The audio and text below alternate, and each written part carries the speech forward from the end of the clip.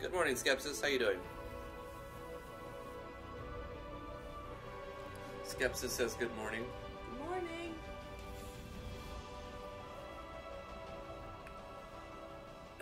It's going okay. We woke up and the humidity was 16%. So that sucks. It's like super dry. But I got a humidifier going, so hopefully that helps. Right now it says, yeah, it says 16% again.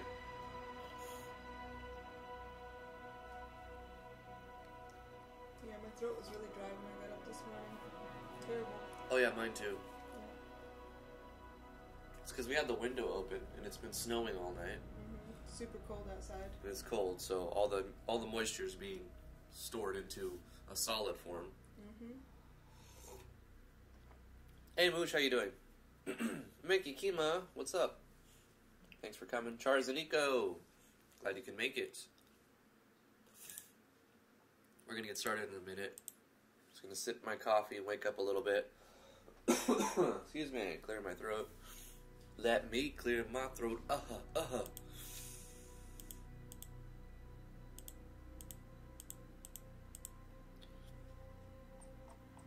GMS2 today.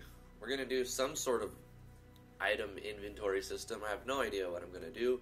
I know I'm going to start with a button and make the button do something. We could also take what we do here and migrate that over to the spell system if we add multiple spells.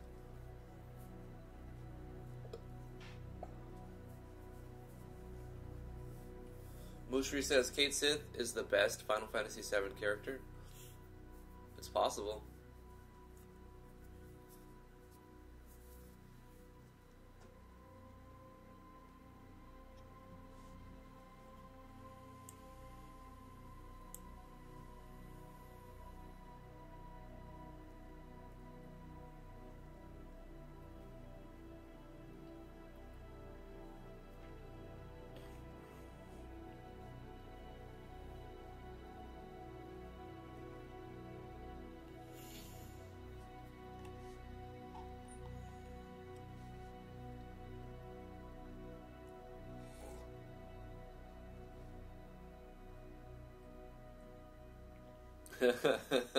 Ahmed says bench the kitty and the lolly ninja.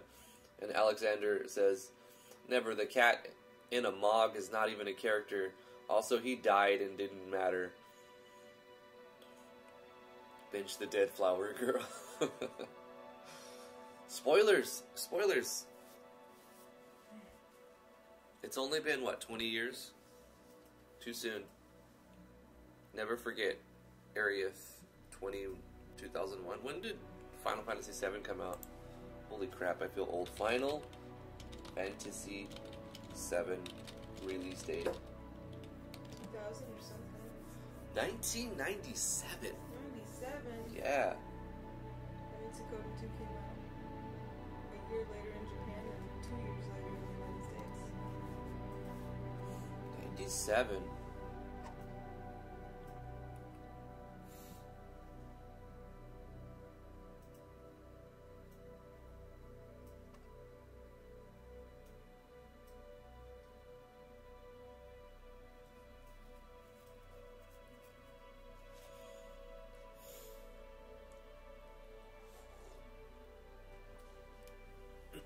Available from Amazon for $164, eBay for $430. Are you kidding me? These were in the like $9.99, 50% discount bins. I had one of these. I wish I would have kept all of my old school games. There was 2 times in my life where I got rid of all of my electronic games because I thought, oh, they're old and nobody. Yeah. This was before like eBay was a big thing, you know. I think my brother still has all the Super Nintendo, all the Nintendo, like everything we ever had, he still has somewhere in the box. It's worth some money. Yeah. I picked up a bunch of stuff at swap meets in Orange County. I have like a ration chest, an army ration chest, or ammunition box. I think it was an ammunition Yeah, I box. think it's an ammo box. Full of systems and games. And then I have more cardboard boxes. Did I show them to you when we were in California? Yeah, we looked through them and grabbed a few things before we left. was like hundreds of dollars in stuff that I spent, so probably thousands of dollars in if you were to find a buyer for all of that. Yeah, collector. Uh-huh. A lot of good it does me in California. It's not like moving across the country is you can just take all your stuff with you. Yeah. That doesn't happen. We had that car pretty packed. It was packed. And I wanted to bring, was it like 4,000 magic cards and then a couple of other things that I left on the side of the road. And I remember... Well, you brought the cards back in. It was like the car tools, like a jack. And, oh, yeah, okay, that's okay. what you left on the side of the road. Yeah, I left some stuff on the side of the road, like the tools to change the spare tire. Yeah. Like, would have been boned. Thankfully, no flats on the way. Yeah, I got lucky. God protected us. It was a great trip. Anyway, we need to get started here. We have to do physical therapy today. Mm-hmm. Physical therapy. He's about ready to pop next month. I like being pregnant just fine, but my hips don't. Oh yeah, I can see that. You waddle around like a duck. Yep, I'm a cripple. But anyway, let's close that. Let's get up the stuff.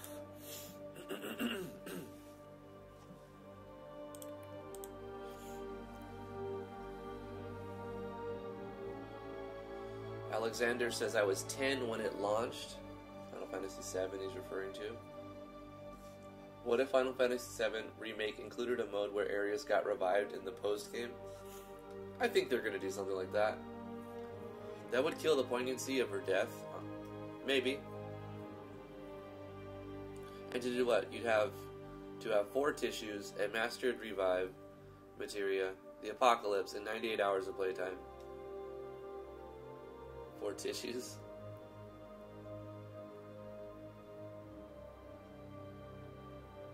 Post-game and probably non-canon or area suddenly it disappears. Or just cast raise.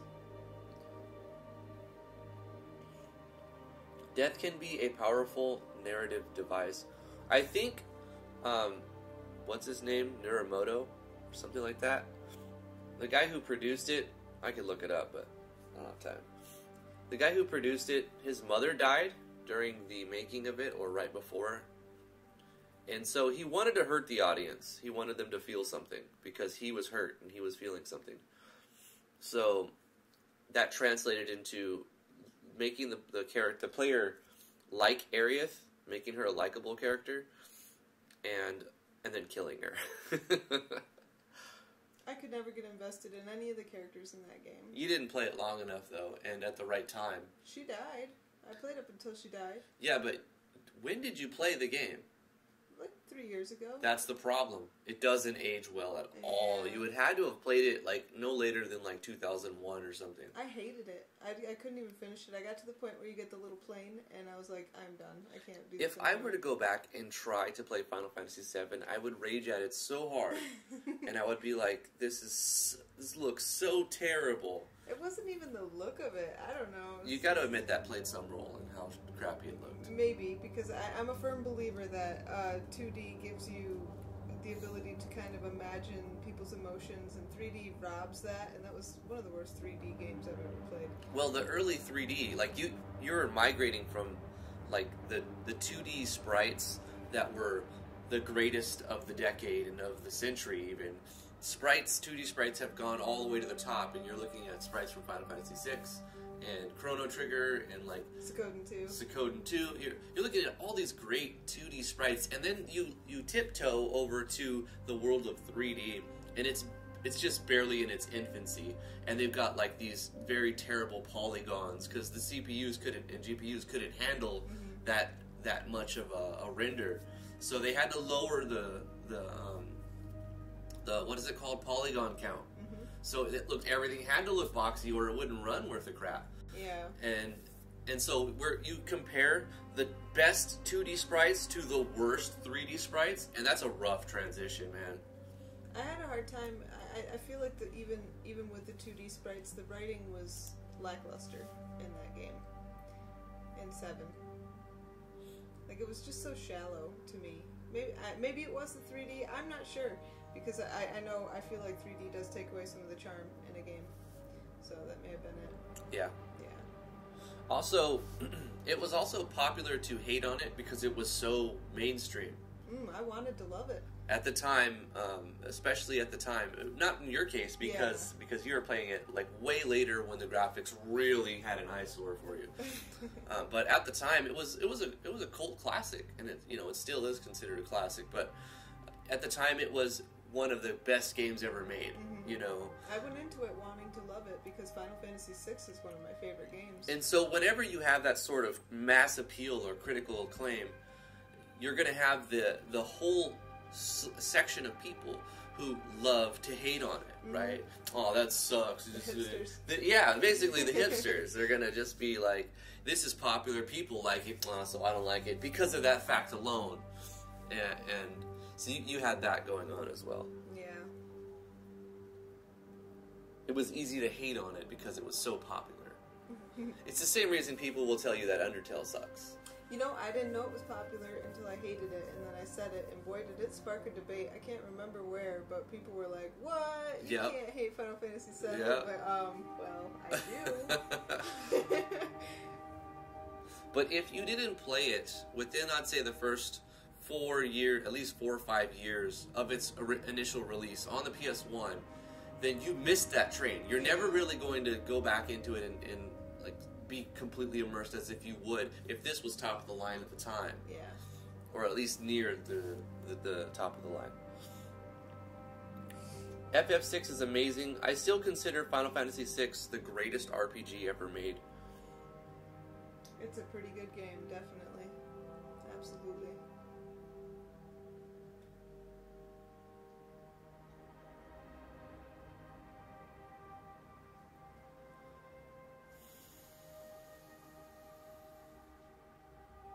A lot of people hate on Final Fantasy X as well, and it's probably one of my favorite.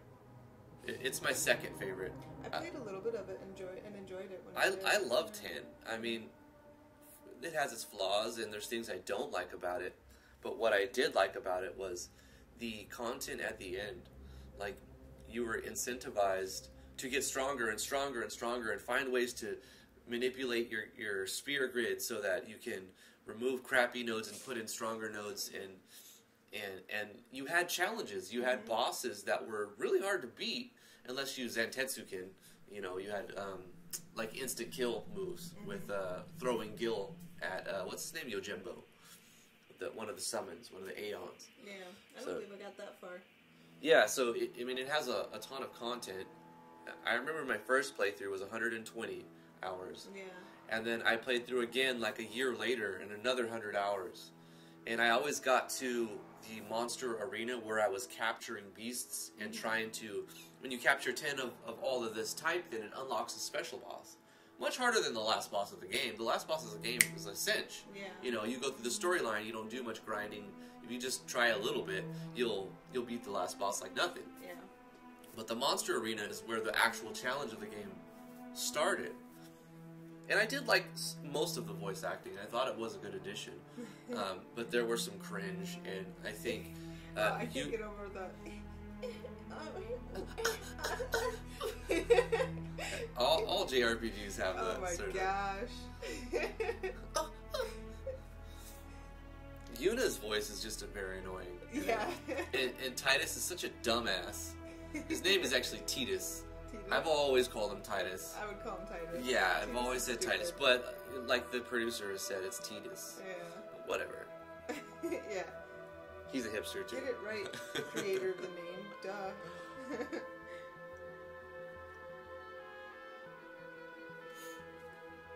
Anyway, I liked our little podcast banter at the beginning. We're going to get started. We're going to be working in our miscellaneous tutorials and refresher project. Let me close this and get this up.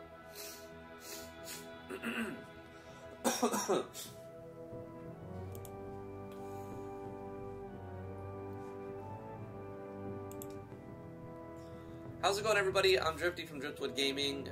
Today we're going to be working on GameMaker Studio 2. Thank you so much for joining me. I really appreciate that.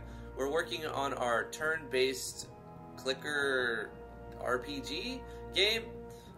In GMS2, this will be one of the another free release like Space Driftwood.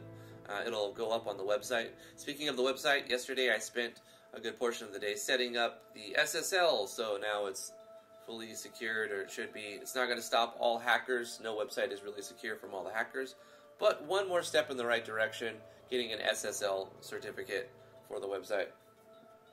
But yeah, thank you so much for coming. Let's jump into the game and take a look at where it currently sits, and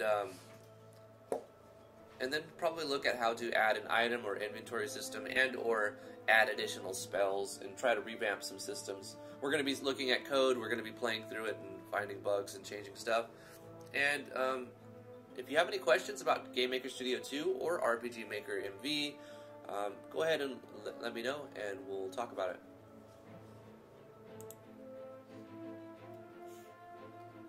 Werewolf CZ, how's it going? What's up, dude? Proud Rebel, what's up, dude? What time is it in India, Proud Rebel? Isn't it like your bedtime right now? Like when I stream, it's like late for you? Caffeine Dragon 7, accept. I accept your follow. Thank you so much for the follow. So here we are in the game. If I'm going to press R and it restarts the game.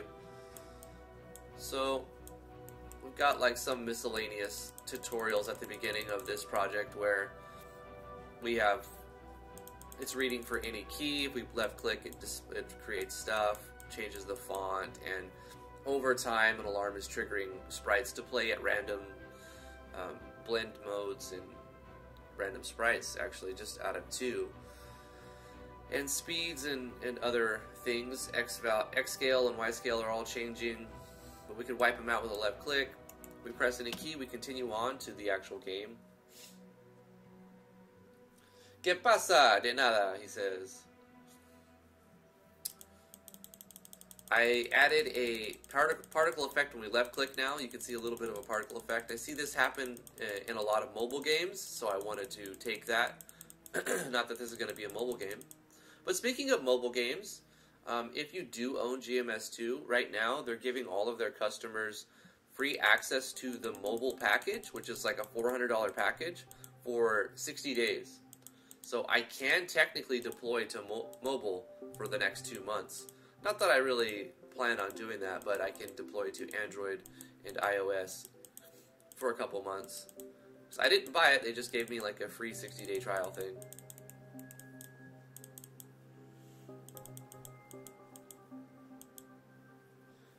It says, Drift, if you like RPGs, use the THACO D&D system. Invisible dice rolls that can make or break fights. 2-hit armor class of 0, that's what THACO stands for. I remember playing a lot of Baldur's Gate and Icewind Dale. That's where I learned that. Yeah, 2-hit armor class of 0 is... Because then you like, what's your armor class? -2. Like, it seems kind of weird, you know? 3.5 was a better rule set. But, I mean, if I was going to do anything D&D, I would just skip all of that, even skip Pathfinder, and go to the 5.0 rule set. Or is it 5.1 now? I don't know. 5.0, I think.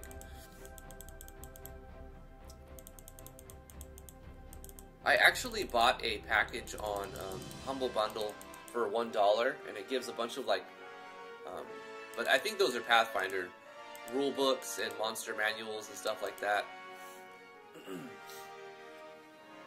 I think we're going to keep it real simple and not try to incorporate D&D mechanics and stuff. I mean, all RPGs are basically are inspired from D&D. Like Final Fantasy 1 came from D&D, you know, so that's where the idea of a role-playing game comes from. So in some sense, we're still doing D&D mechanics. Or work with Divinity's system of armor before health. After this, you should make a prison escape game. in RPG Maker MP. Yeah, I don't know if I want to do that. I would be more akin to making a small story-based game like Final Fantasy V, because that's what I've been playing recently, and I like the job change, and the story's terrible to me, really. The story's awful, but I don't play it for that. I play it for the systems, you know? And I kind of want to make something that'll kind of somehow motivate the player to max out their job levels. Give them a quick progression.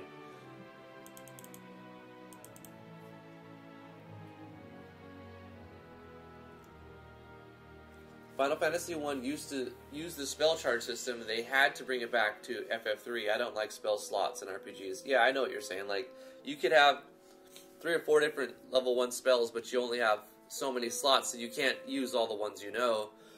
And even if you have them set in those slots, you can only cast so many level 1 spells, and you get 3 level 1 spells, and you get 1 level 2 spells, but you have access to 3 level 2 spells, but you can only use once without resting. Yeah. I like the using points and things consume points, because it makes it more understandable for the player, for new players, and it gives the player more. It gives them that they can do more. It says 5 story is very generic. Love the job system there, especially my all-time favorite Blue Mage. Yeah, me too. Dude, transfusion in 5 is so OP. You kill your character, they fall, but then they give full MP and HP to your target. That's fantastic. Just have a white mage cast a rise and it fully heals them. The blue mage can transfuse on a white mage that's got just enough to raise. So blue mage transfuse onto the white mage has full MP, the white mage raises the blue mage and heals them, or arises and they come up with full HP, and then the blue mage can do it on himself and max his or her MP back and then raise them again. One blue mage with transfuse can just keep everybody at full MP, which is so overpowered, and I totally abuse that. Looking at the project we have here, we've got a health bar, we've got a stamina bar, we have our parameters up here. I was originally going to do like press a button and it opens a side menu where you see all of your stats and extra stuff. So congested, sorry. However, there's not enough going on under the hood that I need to show the player.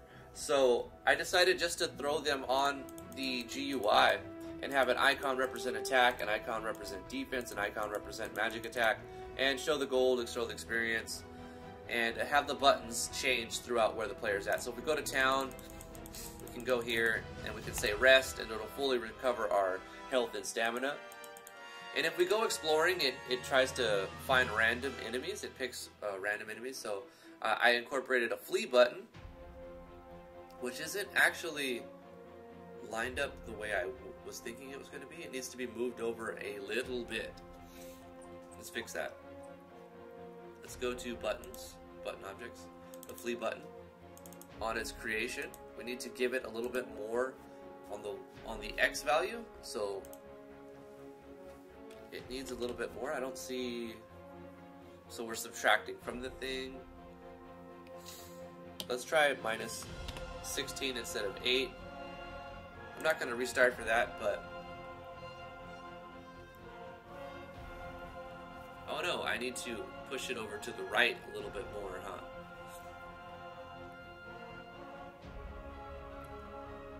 Oh, I was doing like 72 pixels of padding, which I don't need. I only wanted 8 pixels of padding. So, or yeah, let's just do 8. So it'll be just minus 8, and it'll be right on the cusp, right on the border.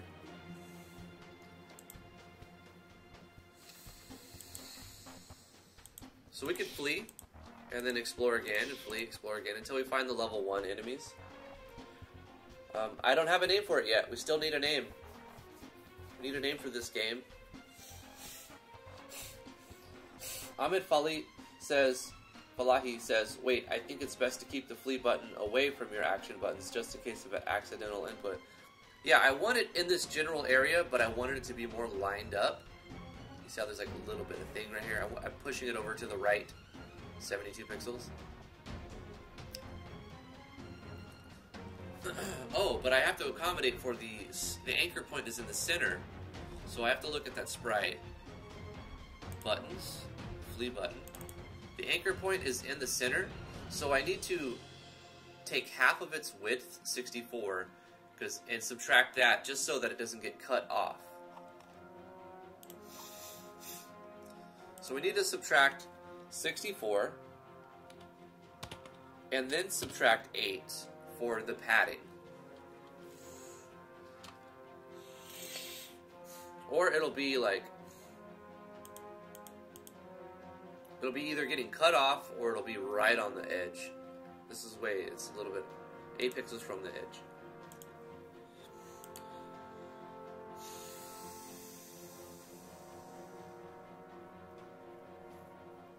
Okay, this is something we can fight. We added a spell, so if we click on the spell, we cast a fire spell. Eventually we'll have more spells. We killed it. It was easy. We added some icons to our victory aftermath scene. So you gain 12 experience, you gain 8 coins, which is semi-randomized. We can go back to town and rest to get our stamina back and explore again. When we level up, which I'm going to... Yeah, I think to level up, what I'll do is I'll just press... Oops, I restarted. Wonderful. I'm just going to press E to give myself experience, because I'm the dev, and I can do that. And then as I'm about to level, I'll level up by fighting something at the end. So we leveled up. It goes to the victory aftermath screen, but when you level up after fighting, it jumps to another map, another scene. Actually, it's called Room in GameMaker Studio 2. So it jumps to another room, where in this room, it still shows the what you've got. So it doesn't erase. That way you can still see what you got from the last fight. Labyrinths of Druidery. Omnislash, how you doing? Bubbly Oasis, what's up? Good morning. So when you level up, you get points to allocate. So we can allocate to these 3 points. You can click here to increase your attack power, and click here to increase your defense, and click here to increase your wisdom. I'm going to go with all wisdom right now to increase my magic attack. You also notice that our health went up by 10 and our stamina went up by 5 as we leveled up. If I press E, you can get more experience. And I wonder if we could take this on yet. I don't know, we might get it. Oh no, we're out of stamina, so we couldn't do it. Did we level up? I think we died, but the level up we found a bug. If we kill the enemy, but the enemy also kills us, because it's turn-based, right? We go, they go. So if we go and kill it, we need to we need to somehow set it up so that if we kill it on the last attack, it doesn't counterattack. So we need to make a switch in the battle manager that says something like if enemy is dead or enemy is dead switch, and set it to false, and then check to see if that is true. Then don't repeat their turn process.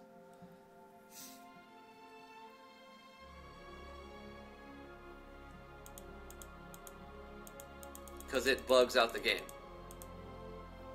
You see it removes everything. Yeah, it definitely bugs the game out. Okay, so this is fine. The battle manager.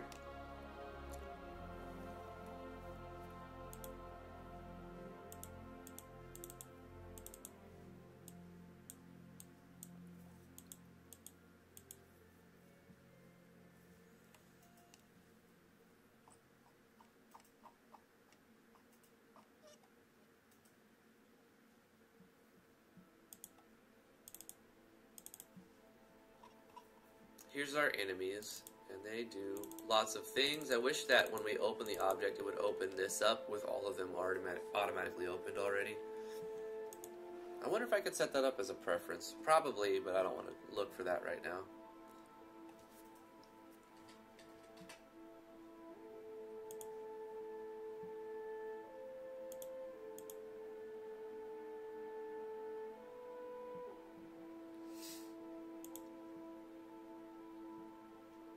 So if player turn equals false and enemy is not dead, we need to not have that play. So we'll make another condition inside of the battle manager player turn equals false. This is in the object for all of the enemies. So if it's not the player's turn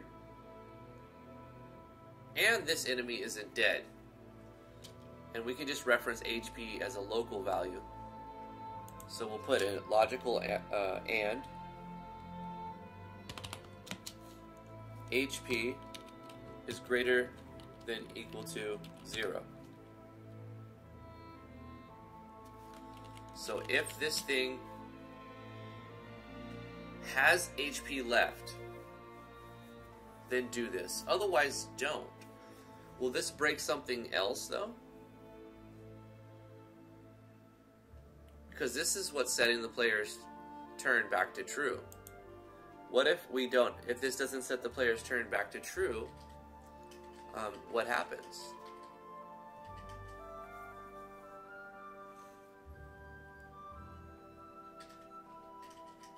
What we can do is, when the enemy dies, we'll also set the player's turn back to true.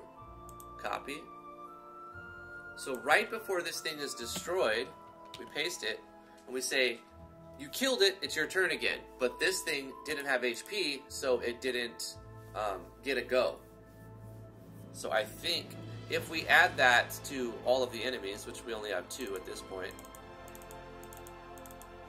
in the step phase, that should fix it. Copy this, right before it's destroyed, make it the player's turn again, and make the thing check for HP equals greater than equal to 0. So, and HP greater than equal to 0.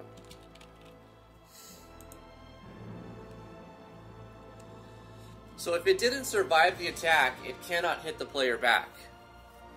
Because we have a problem there, right? Because what if that attack also kills the player? Then you go to the game over scene, but then it pushes the player to the victory scene. So you game over and then victory. But when you game over, another thing happens. It removes the GUI for the most part. So this should work. The only way to test this is to get the last hit on the enemy and survive if that hit would have killed you.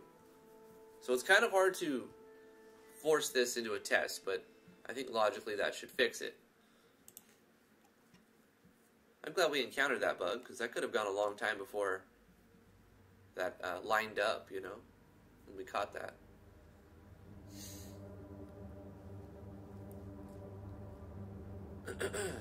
Alright, we have an item button. We need to incorporate an item button. So let's look at what we have going on over here.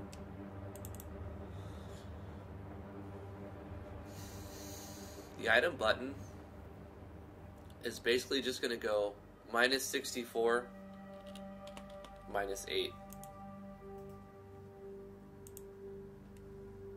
It's going to be on the top right. Drift, can you add a defend option where you take less damage for this turn and you regain a percentage of stamina? That's a good idea, Ahmed. I mean, I could technically, yeah.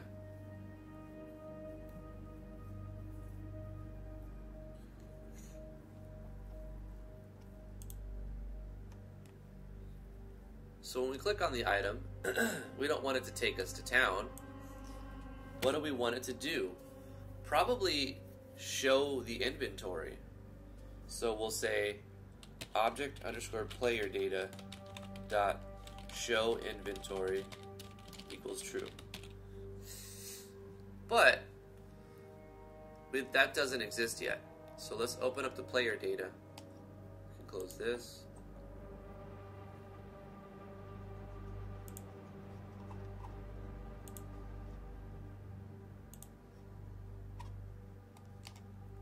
And let's create that switch at the beginning.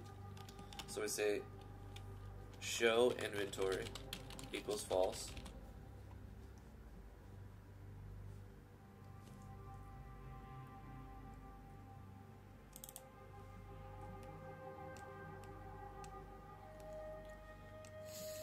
And then on the step, probably for the draw GUI,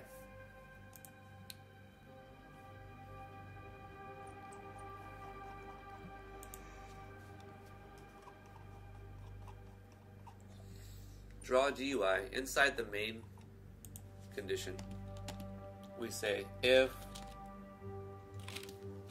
show inventory is on, then we're do the things that shows the inventory.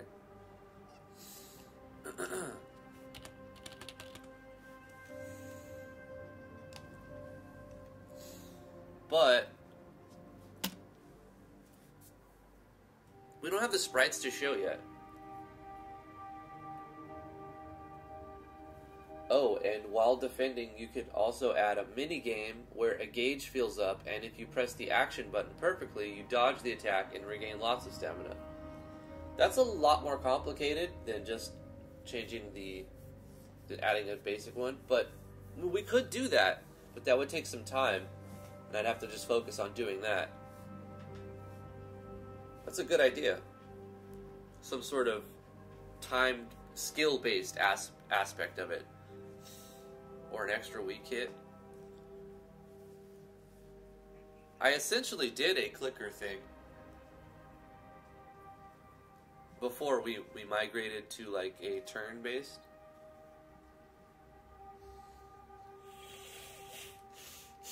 Hey Gengi, how you doing? Welcome to the live stream. Oh my gosh. Feeling a mess today. So dry.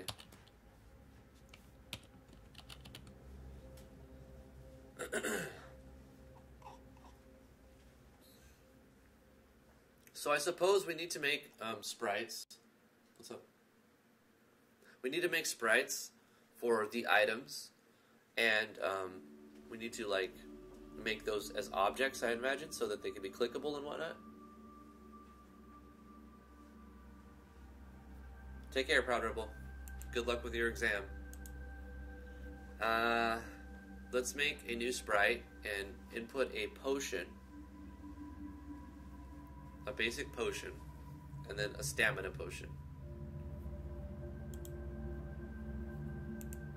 So these will be items. Let's create a sprite for items. This will be S underscore health potion,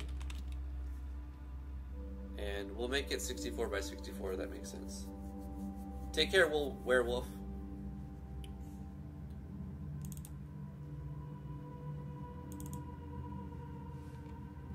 By 64, and we'll just draw our own potion sprite. Let's do a circle background.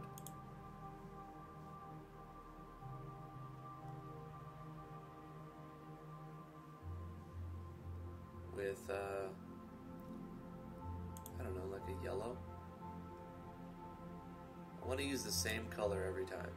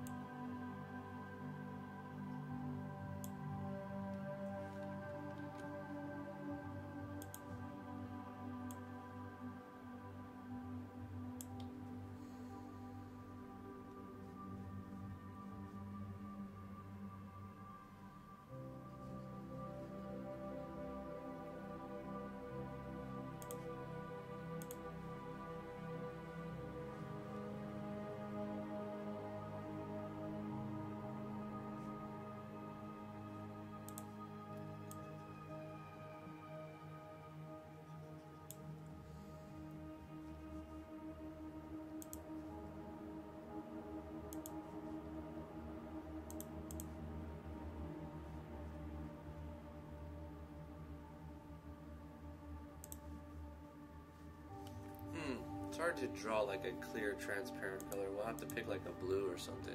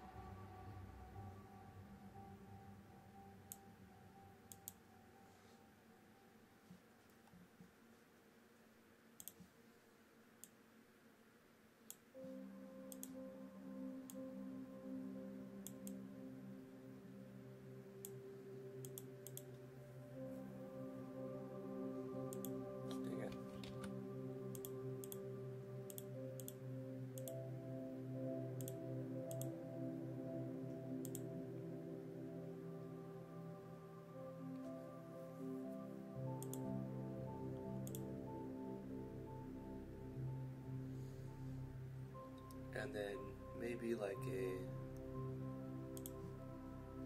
red.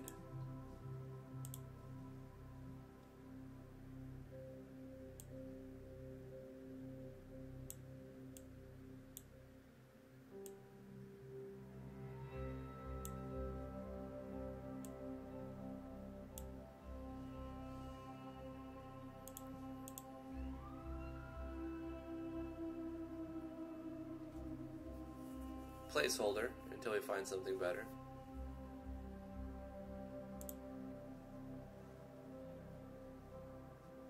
And we'll anchor that middle center like so. And I'm going to duplicate this and edit this to give like a blue.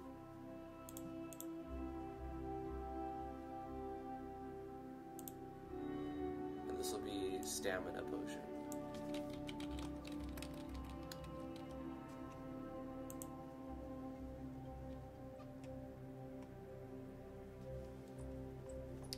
Now I'll make a new object.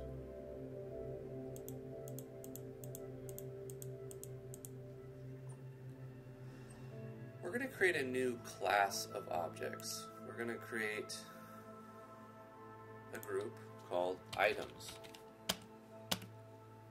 And in these items, we'll create a new object and we'll call it O_health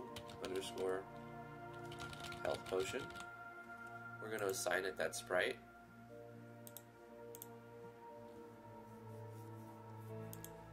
We'll add a create event.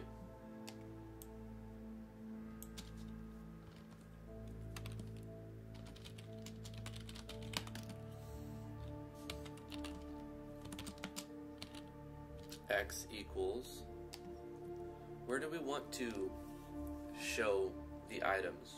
We're going to click on the item button and then it's going to show pictures.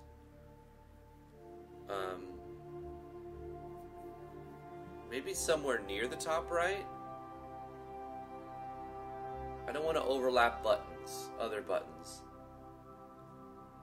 You know what? We'll put it at the bottom left. Item, and then it'll...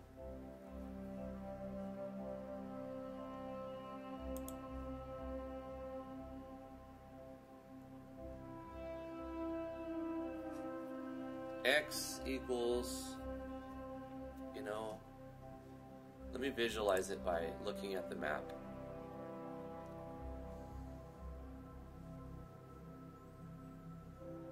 What unexpected symbol? Parentheses in expression, object, oh yeah, well obviously, yeah. Okay, how about now? Landon Hughes, how are you? Thanks for coming to the live stream.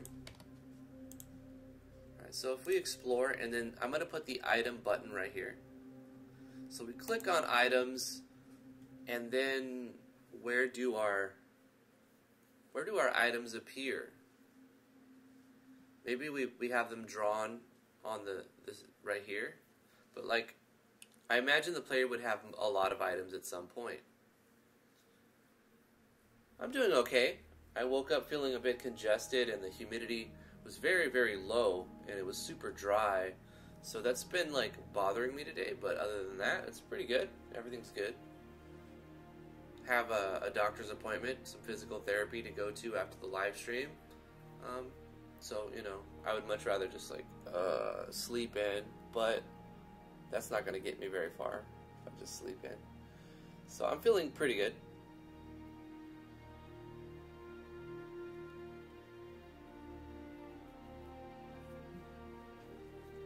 Trying to figure out where I would like the items to appear. We only have 2 now, but what if we had like 20 items? I would want them to be in their own space. So maybe I draw a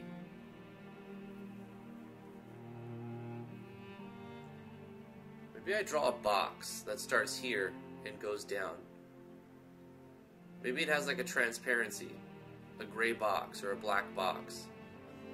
It can go all the way out to the 3 buttons and start underneath the buttons, so it'll go from here on down to right above the experience bar. So I'm going to draw a rectangle, basically. When we have show inventory, we draw a rectangle. And then it draws these objects on top of the draw rectangle. I like that idea the best, and I'm going to make it a little opaque. I'm going to go with that for now. So I guess the X would be over halfway across the screen. We're just going to say 750 for now, and then the Y would be kind of like 300 or so, and then we'll change this as we need it.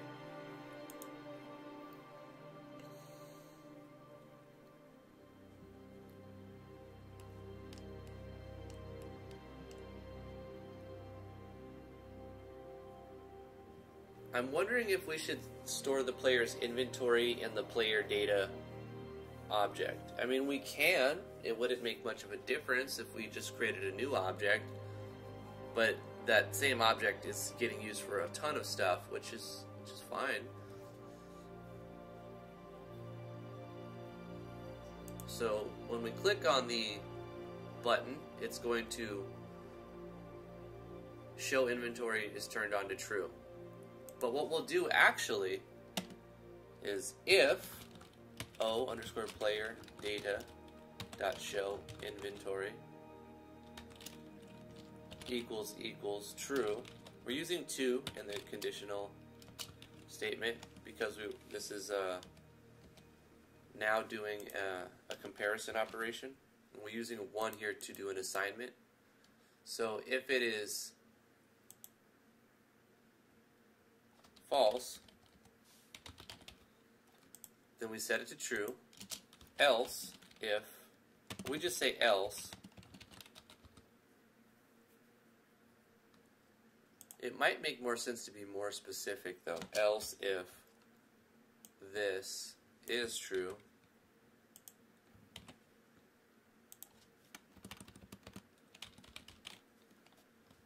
when we're clicking on it, then we set it to false.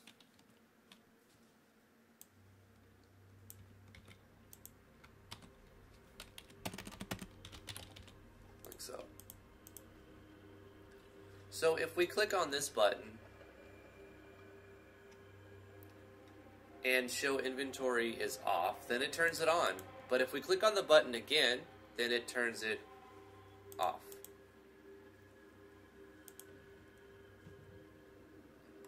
And that's our button that toggles the item menu open and closed freely. And that's pretty much all that needs to do, because we can have player data and the draw GUI do the rest. So we'll close this for now.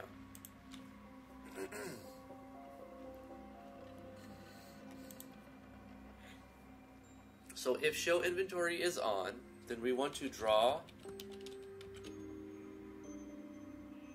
rectangle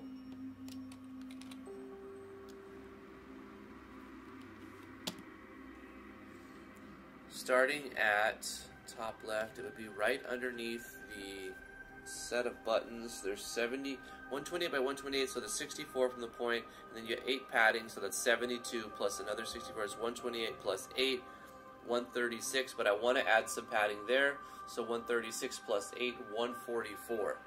So our Y value will be 144. That's where it starts. X, I don't know. I'm going to just do 750. Actually, it'll probably be more than like 1,000. And then what did I say before that? 344? 144. 144. That's where it starts. So that's our Y1. Our X2, we want it to draw to pretty much the end of the screen minus some padding. So 1280 minus 8.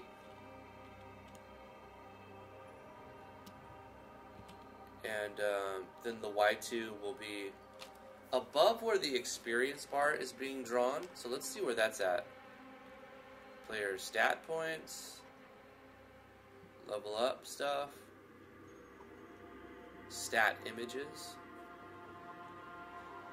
draw sprite,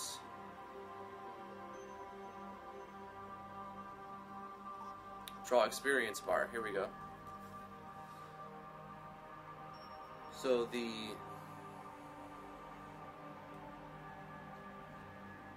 it's using X right there, Y.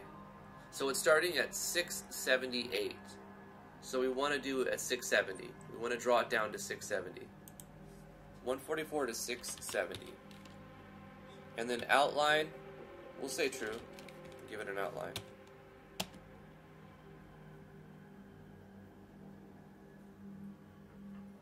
Or, instead of drawing a rectangle, we can draw an image and make it of a box, and then make it kind of see-through with changing its opacity. Is there any other ways to add opacity to this? Draw set color, and then that'll change.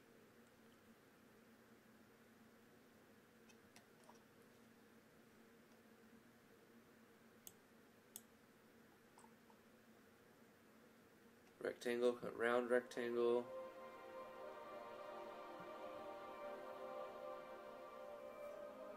I'm looking for opacity, set opacity. Does that only work with objects? Or do I just want a giant dark box? I don't know. We'll do draw set color. And we'll see C, we'll say C black. Or gray.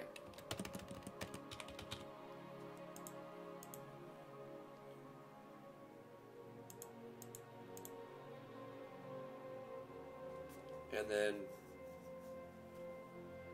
instance, create layer. Instances top, probably. I'm going to try to use instances top. The button layers are above it, but it's not going to be overriding any buttons. I could just put them on the button layer. In fact, that's what I'm going to do. So we'll say instance create layer. What are we going to create? We're going to create the health potion at a little bit of padding from where it starts at. So if it's starting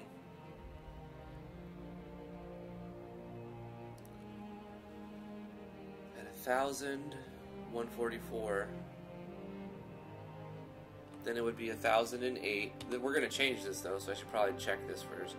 1,008 and then 144 plus 8. Plus 8.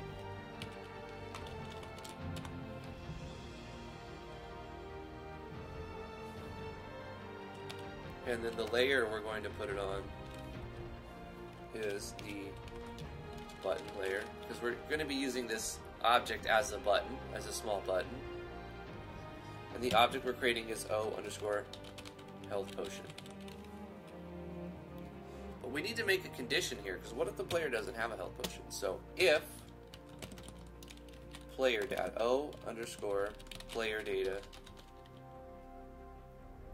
dot health potion count is greater than equal to 1.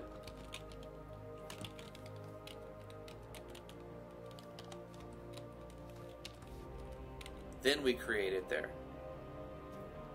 Actually, and we have to use the and. O underscore health potion does not exist. So we'll use instance underscore exists, and then we'll put that object in there. But we need to use the exclamation point to say it doesn't already exist. So if the player has at least one health potion, and this object isn't already being drawn here, then draw it.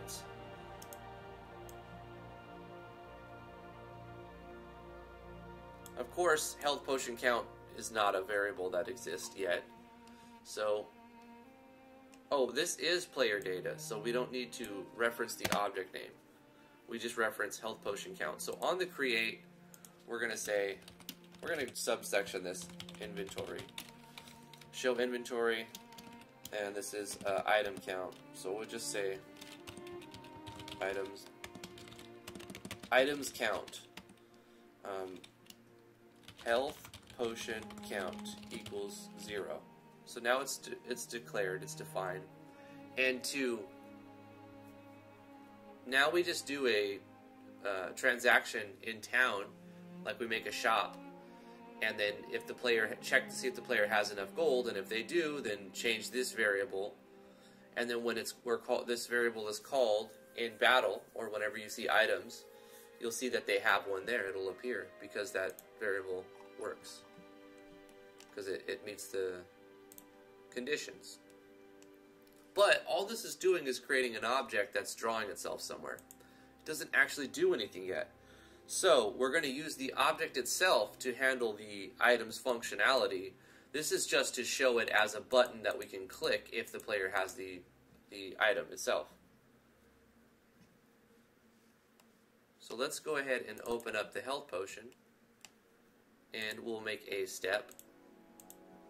In fact, we don't need to use a create at all. Delete this event, because we're going to be creating it. Well, why is it so high right there? Like such a difference in... It's like created it way down there. Because we're setting the instance creation X and Y value right here. So we don't need to even have a create on this object. We're not going to need to remove it around. We're going to say, kind of using the draw GUI and the player data to say where everything goes in one spot. Like this is where everything goes in this spot, la da da da da. So we don't need to change it up here. But what happens when it's created? If clicked, then heal and consume.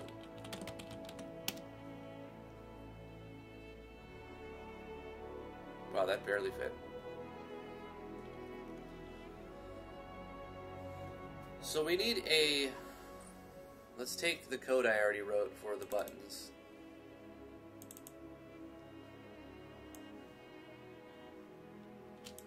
Copy the start of that. We'll have to change it a little bit. But what we're going to say is, since this is a 64 by 64, we're not checking, and the origin point is in the center, we're not really checking for 128 total. We're going to just change the 64 to a 32, because 32 plus 32 is 64. In fact, because I'm using it as it's being drawn as a square sprite. They all do. However, I'm making it representative as a circle. So I'm actually going to make it 30 pixels. I'm going to take away a little bit from the ability to click on the edges. So give or take 30 pixels instead of 32. You have to click a little bit closer to the circle, not just the outsides of the thing. And we left click on it. I also want to do something that will pop up a box when we hover over it to give the player some information. What does it do? It's pretty self-explanatory what a health potion does, and that's not the point. The point is to be able to create a system and go through the exercise of making it, not just, well, the player knows what a health potion's for.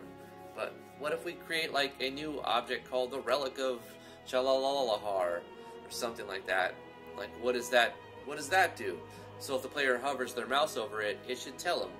A little box should pop up and tell them what it does. So this is if the player has clicked on it.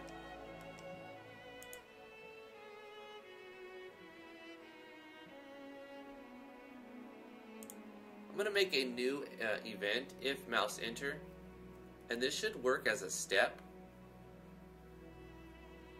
And then we'll have another one for mouse exit, mouse leave.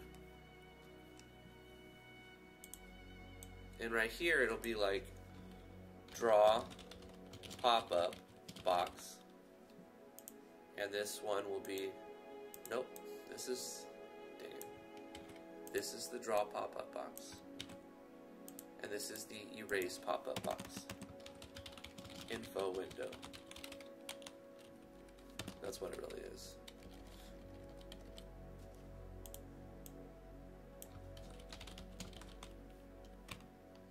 Draw info window.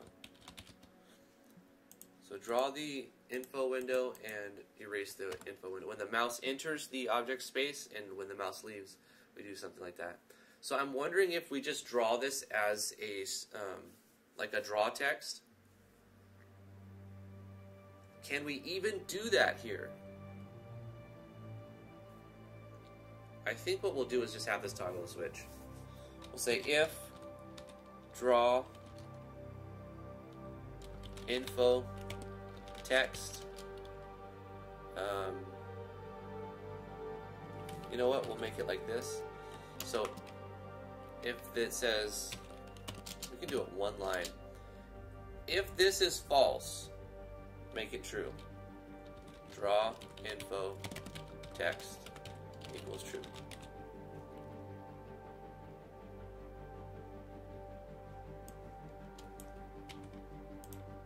And then right here, if draw info text, then draw info text equals false. So when you put a, but we also need to have a create on this one. So we'll do a create. And now all we have to do is declare vars. So we'll say draw info text is off by default. False. So when the mouse enters, it's going to see, it's going to check. Is it already showing, is this switch off? And if it is, make the switch true. And then when the mouse leaves, we're going to check to see, is the switch on? And if it is, turn it off.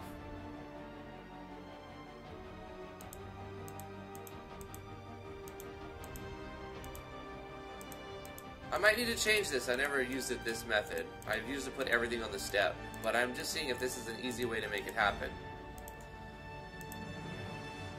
But now that we have that, we can add a draw event.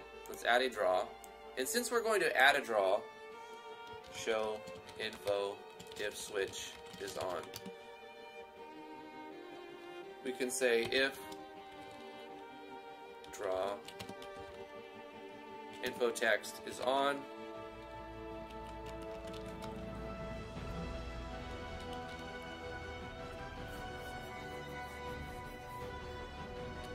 draw rectangle, and we'll say x minus 64. This is x1, then y1, y minus 64, and then x plus 64, y still going to be minus, but minus 32. So it's not a square, it's a rectangle. And then outline, true.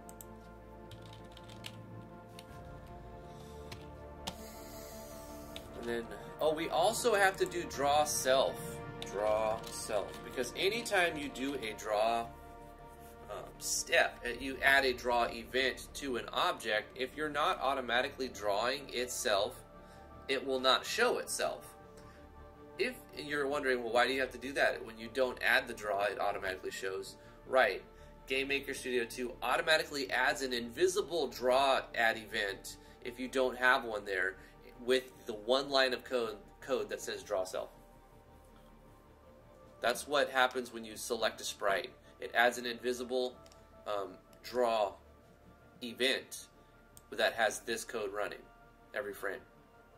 However, if you emit the draw event, however, if you don't emit it, if you add a draw event, then the automatic hidden one goes away, and you have to specifically say draw self yourself.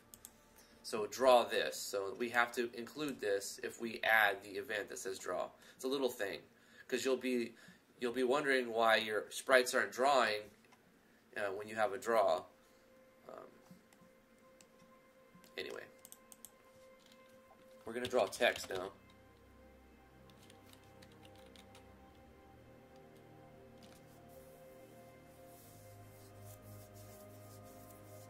We'll probably use draw text ext because we want it to,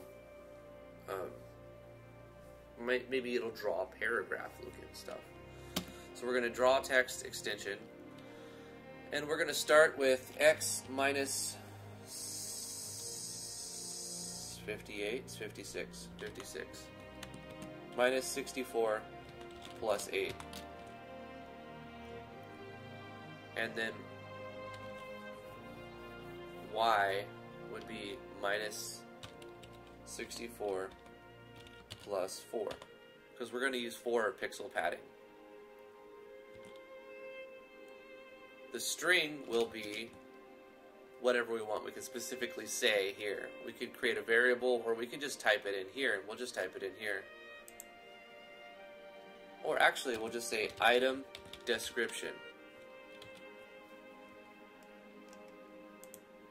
And then the width for the padding will be 4. But now we have to define item description. Item description equals, this is a healing potion and will fully restore your health points.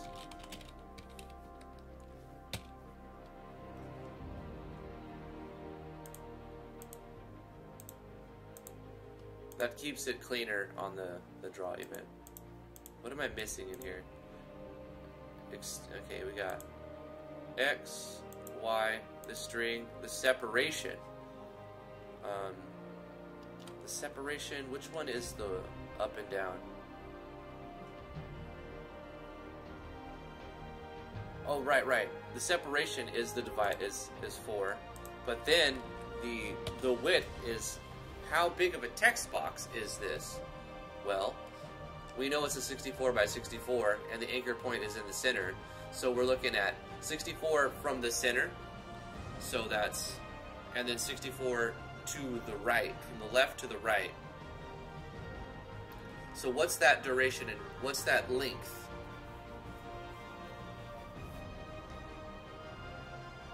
$128. So we're saying 128 right there. Wait, how come it didn't draw? 128. There it is.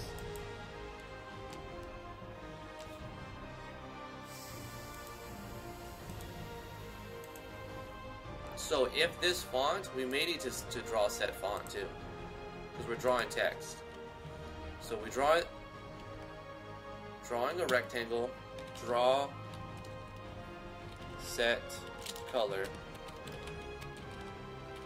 C black, and then draw the rectangle, draw set font. We need to make a font for the items. Font underscore item description. We don't have that font, so let's create it. Create a font. What do we want our item description to look like? I wish we could press down and just scroll through, but it doesn't do that. It's so annoying. You have to click twice just to see a font. Wish I could just press the down button to cycle through these. And if you scroll, it just scrolls the entire thing. The engine's great, but there's always room for improvement in any engine. Let's go with Buxton Sketch. This is fine. F_item desk. And we'll just use size 12, size 14 font.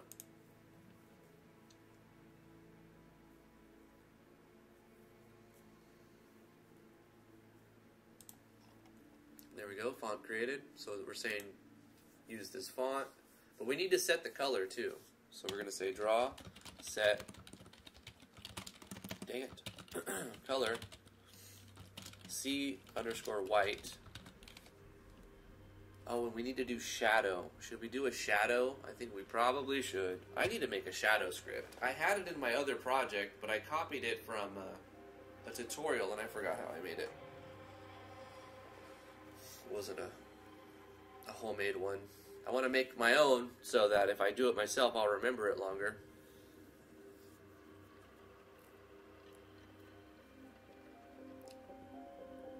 I think I'll just in the next game, because I've already got so many double draw text. I would spend a whole episode just changing out the draw text, but it would optimize the code so much.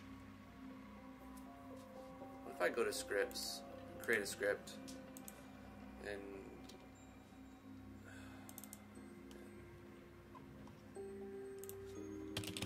script SC_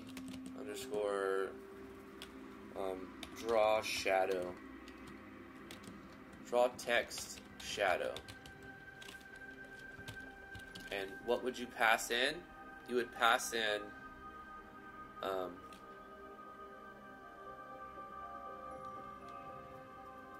just the string, right? String. And that would be it. And then I gotta remember how to set it up so that it on the help it looks right. Arguments, string,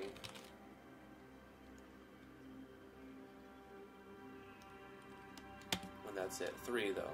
Takes 3. It's pretty self-explanatory.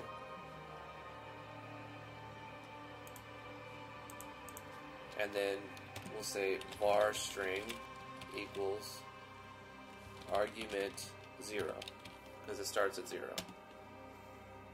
Oh wait, we can't use string exactly. We'll just say text to shadow. Argument text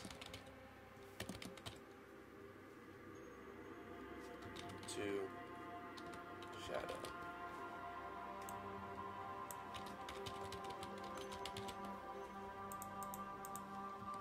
Should go yellow. There it goes. Okay. Our text to shadow is argument 0. So whatever we're passing in, we're basically just going to go draw text of... Oh, wait. We need to create the entire draw text function. Recreate it. So we need to pass in an X, a Y, text to shadow,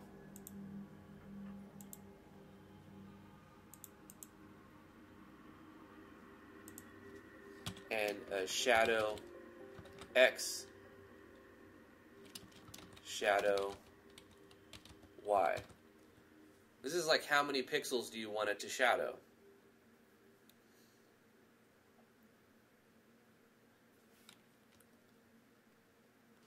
Now, logically, what you'd want the shadow X to be how many pixels to the left, and the shadow Y how many pixels to the right. So let's update our arguments. args shadow x args y at arguments x. So x, y, text to shadow, shadow x, shadow y. Okay. Text to shadow is actually 0, 1, 2. So var xx equals argument 0.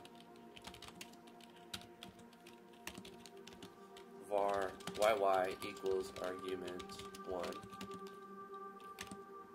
Var text to shadow is argument 2. Var shadow x equals argument 3.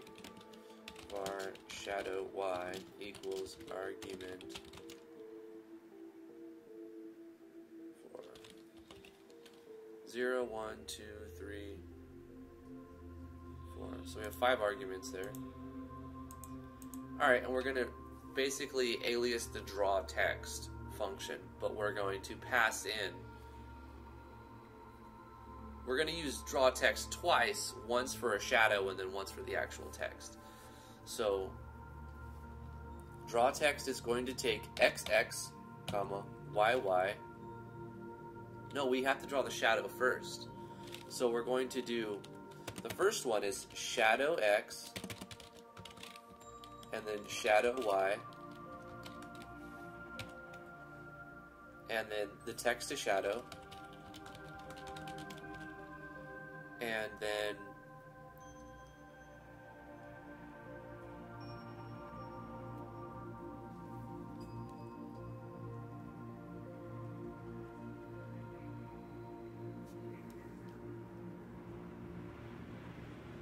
which would be a string.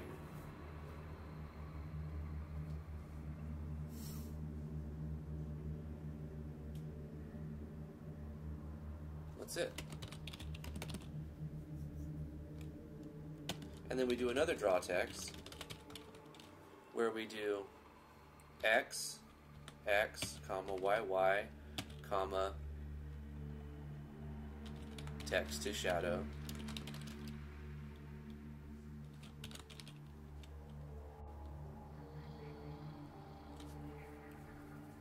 And then all we have to do is call, wait, we're on script 9, let's rename this to sc underscore draw text shadow.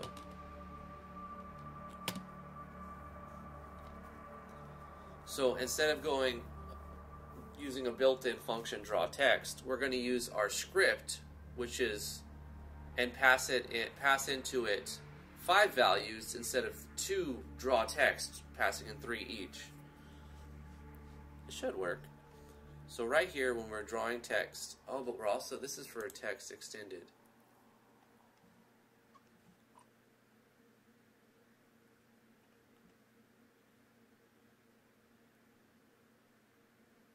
So we should do the same thing and have a script draw text shadow extended. Draw text extended shadow. And do the same thing. So let's duplicate this. And I'm going to say draw text ext shadow. Rename this to draw text extended shadow. And what are we passing in now? We're instead of draw text, we're going to be using draw text extended. So we just have to pass in a separation and a width.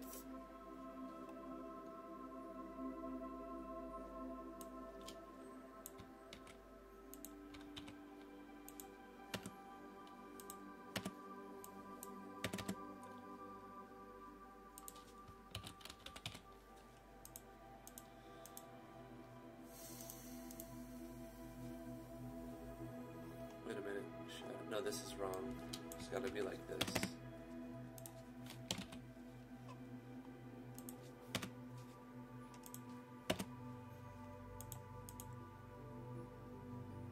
So we're going to pass in separation and a width. Args separation / at args width. And we create two new vars. Var sep equals argument 5. Var w equals argument 6. Sickness and back home early, good and bad. Welcome home. I'm feeling some congestion myself. Doing my best, working with what I have been given. So now we just pass these into here. We're going to say sep, w, and the same thing here, comma sep, comma w.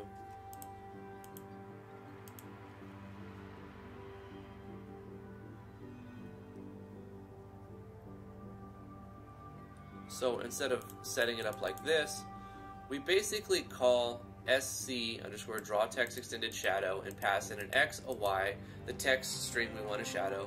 Then how many pixel x do we want? Where do we want to draw the shadow from? You would say x minus whatever the value this is, minus something, and then probably minus to put the shadow to the left. But when you do it this way, you get put the shadow wherever, however you want. You just change these. And then the separation and the width.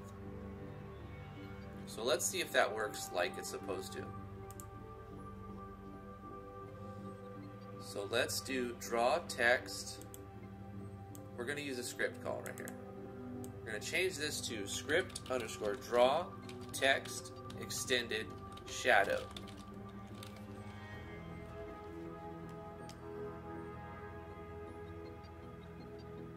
Oh, ext shadow. Now it tells me what I need to put in the bottom. So I'm going to put an X, a Y, the text to shadow, which would be item description, and then the shadow X, which would be X minus 64 plus 8 minus, we'll just say minus 4, comma.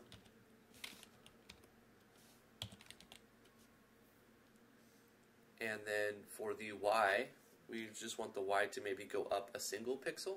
So 4 to the left. It's a small font. Let's do 2.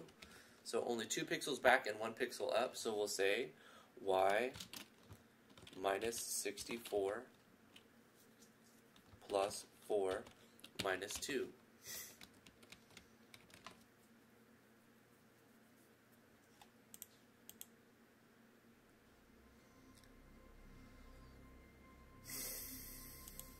Why don't I just do the math and put it like one number so I can see where it's there and why it's there.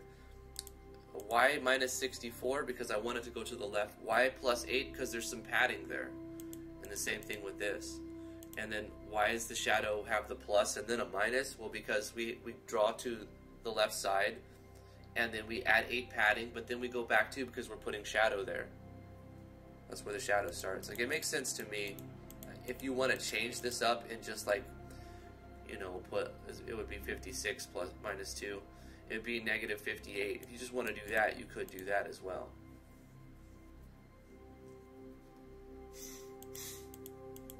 The same separation and the same width. But now it should draw 2 text. A black, oh, we have to do set color, huh? Because we wouldn't even actually need to set color in here for the font.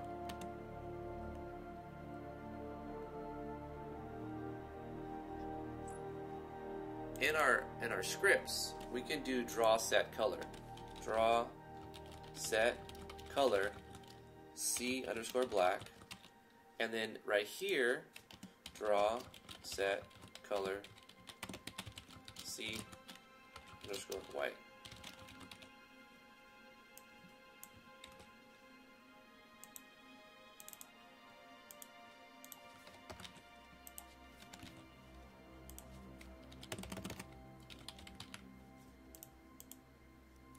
Set the color to black, draw the shadow text, set the color to white, draw the text on top of it.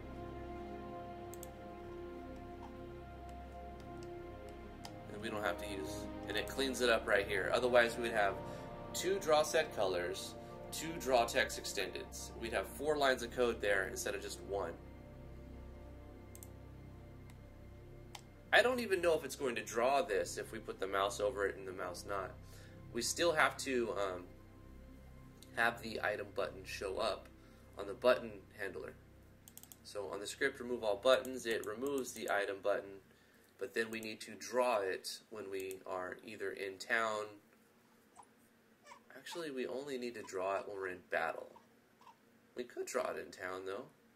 Let's draw it in town too. So we'll go to the rooms now and go to the creation code. Room town, creation code, and with the button handler, we want to say item button equals true, show the item button, and when we turn battle system, when we're in the battle system, the item button is set to true. Do we have an item button object? Yes.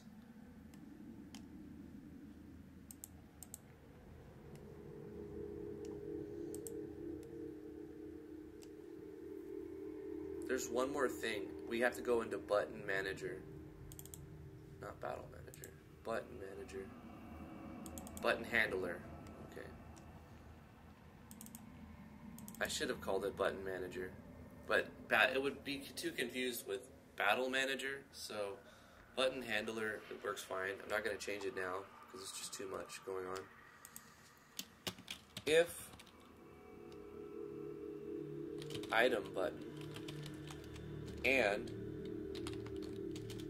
it doesn't, if the switch is on and it doesn't already exist,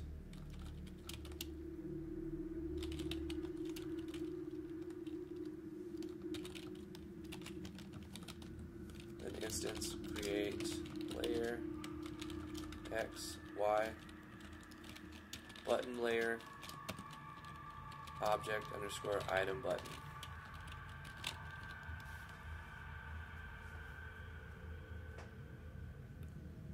So if the switch is on and it doesn't already exist, instance underscore exists item button, then yada yada, draw it.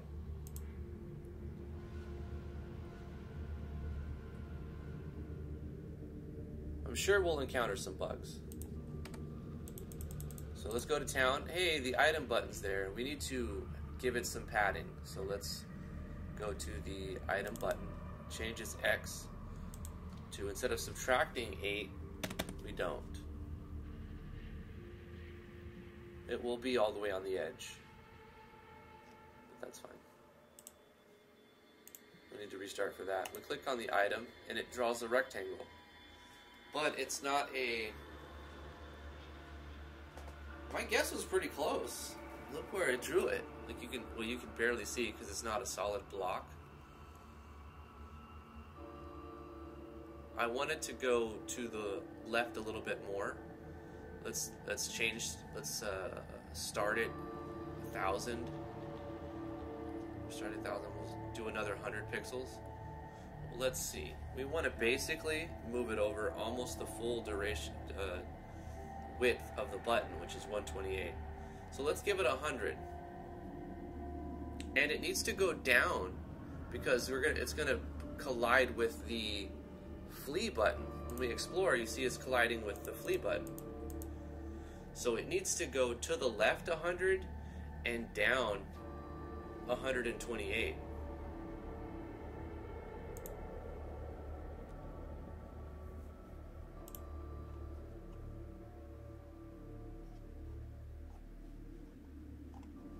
Show inventory, it needs to go to the left 100, so draw rectangle 900, and down 128. 144 plus 128, we're at 272.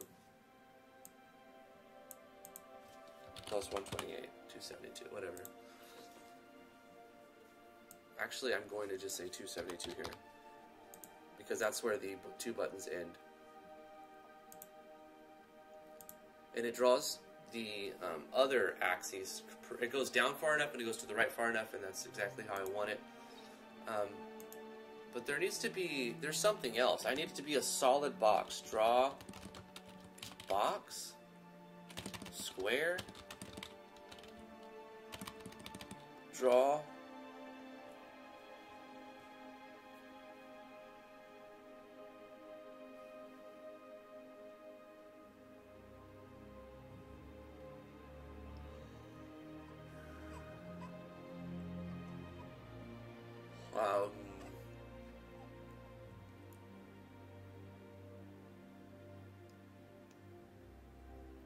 draw rectangle color.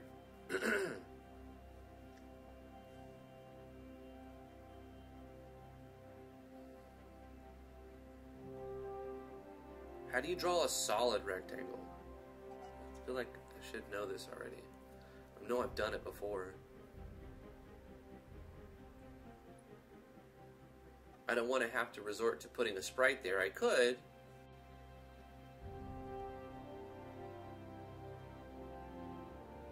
But I'm sure there's a way just to like draw a square or rectangle that's got like some opacity to it. If I don't see it immediately now, I'm just gonna go the other way I know it works.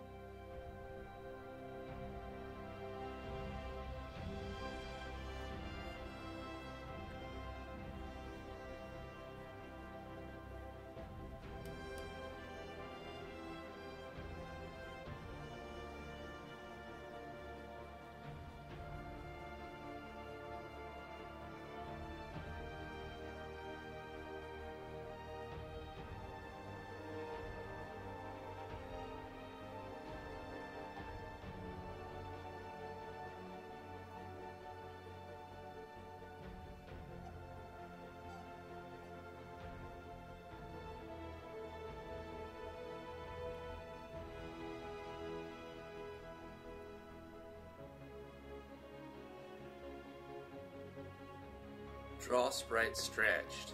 It could be a small box that's just really stretched out.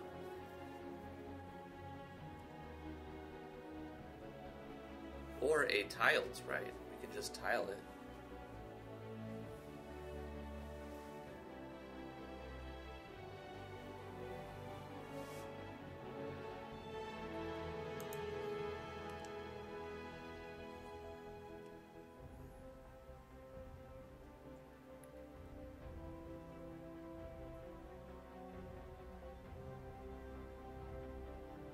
Draw sprite tiled extended. So you put in a sprite, the subimage, the XY, the X scale, the Y scale, the color, and the alpha. We're going to use that. So we'll make a small little sprite, and we're going to use, technically it's part of the GUI, so we're going to go, we'll make it a 64 by 64. We're going to call it sprite underscore inventory BG. And we'll put it middle center. It's just going to be a box. I mean, simple gray box like this. And we could add a pattern. Let's do that since we can.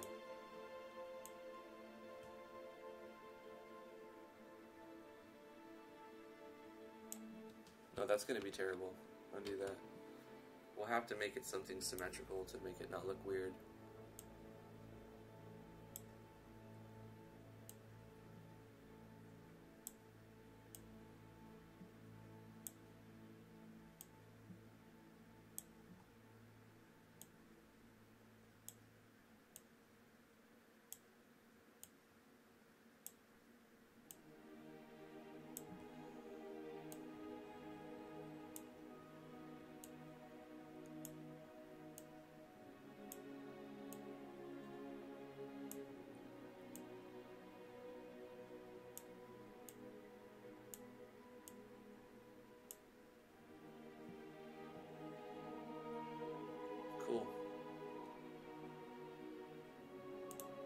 Oh, no, no, no, undo.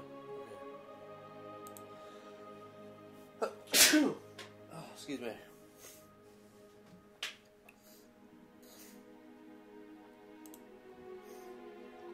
Alright, so what we'll do is draw that.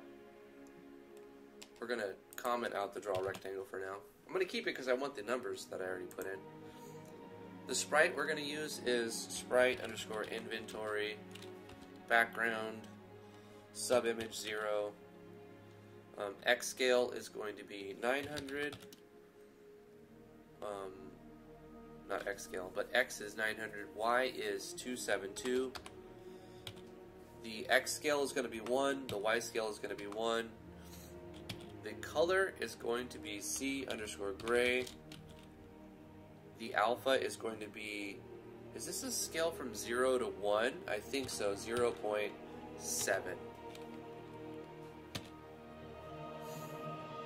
So it's going to draw that sprite at a regular size at 0.70% opacity using a gray blending mode throughout this entire area, supposedly. Let's try it.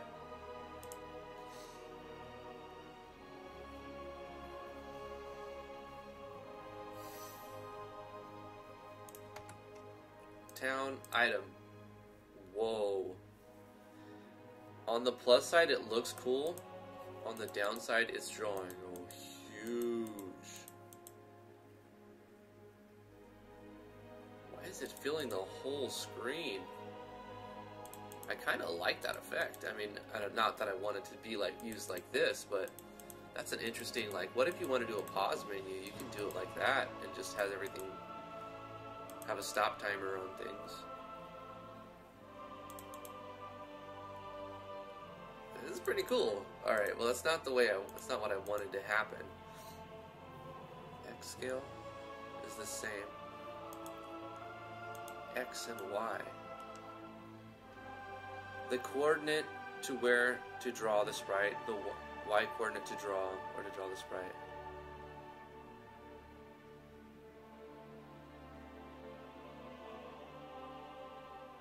See Y to display it normally.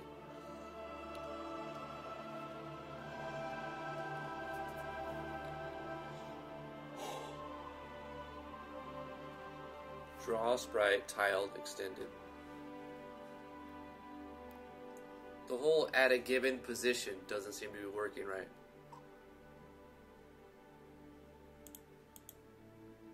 Instead of 0, I can just say image index.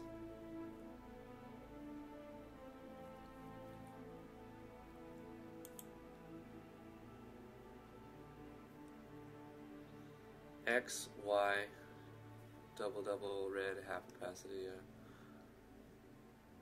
It's not working as intended here. Sprite is the first frame. But the X and the Y, I don't understand why it is 900. X says 900. Oh. Because it does. It's just...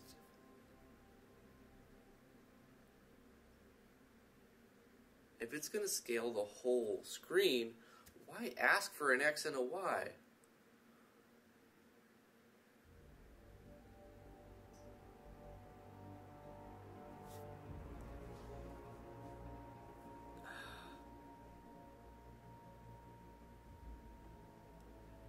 Doesn't make sense to me.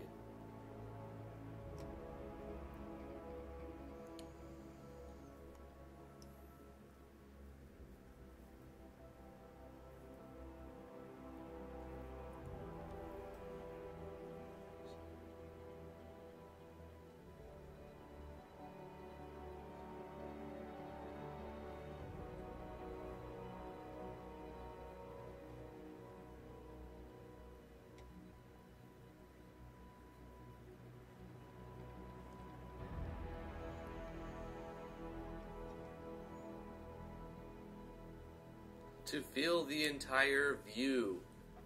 Should we assign a view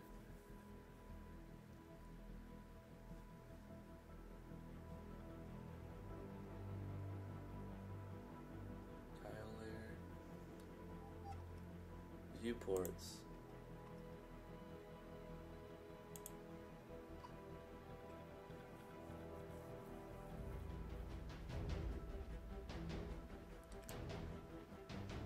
Camera properties, viewport properties. I don't think I have to do it this way. I could just draw a sprite and without tiling it.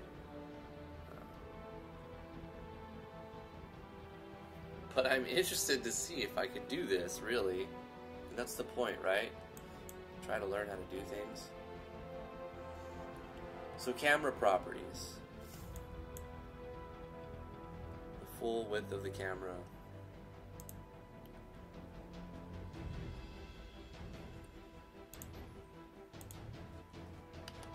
$1280 minus 8 minus 900. 372.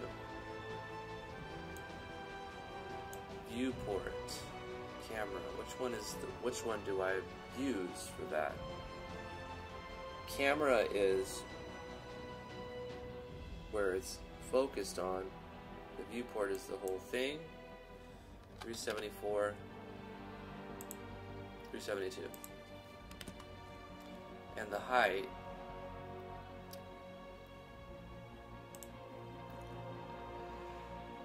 is 670 minus 272.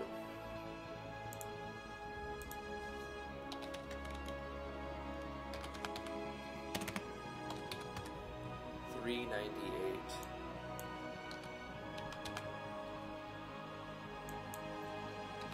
One of these is supposed to be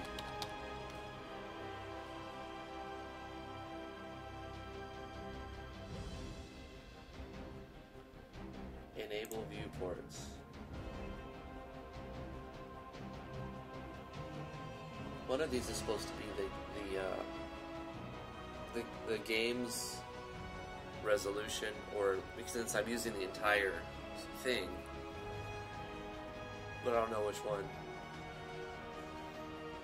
And now I'm going to go into here and use viewport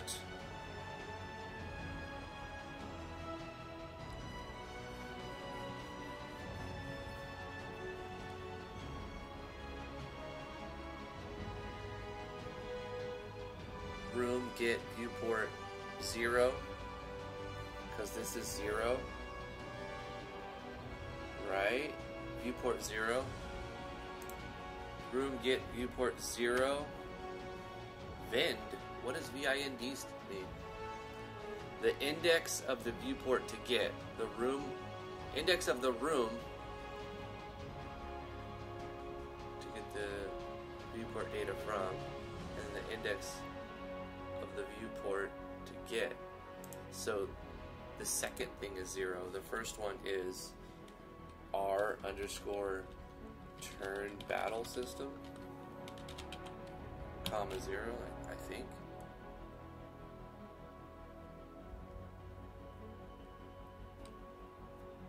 No,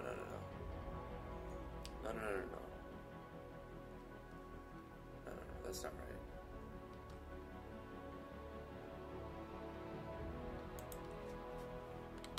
That's not right. Because, I mean, you gotta specify an X and a Y. That's just like... isn't there built-in view export? Yeah. View underscore export, view underscore Y port. That's what I'm looking for. View underscore export index of 0, comma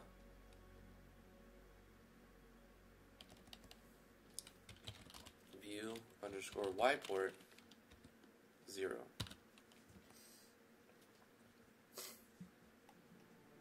Let's see what happens, or if it crashes. 1 C grade 1 7. Okay, go. What does it do? Town item The same thing. Exactly the same thing. Why? What is even happening?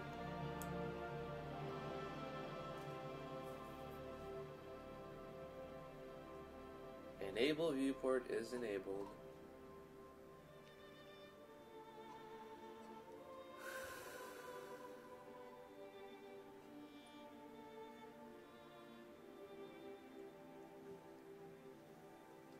I want to make like a viewport and then have the tile fill that viewport.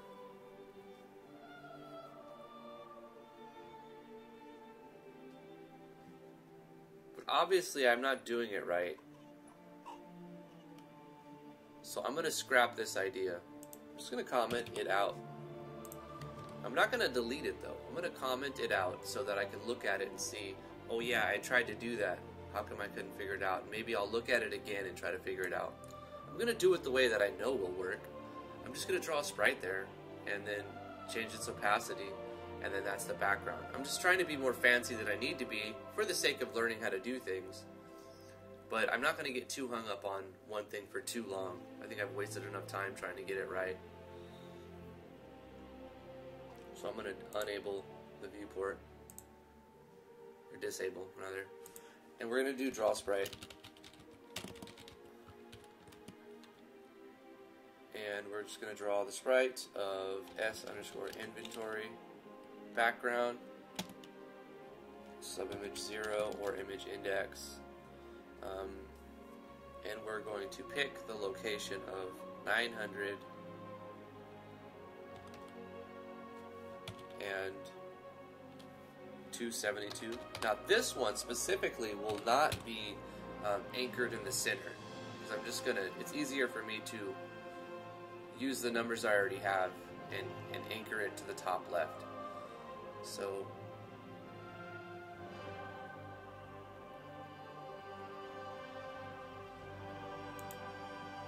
maybe I need to use draw sprite extended so that I can manipulate it further.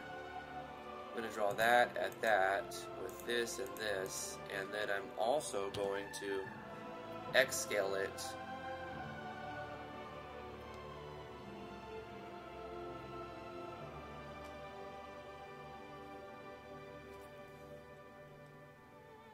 I don't know, 10, and then Y scale at 10,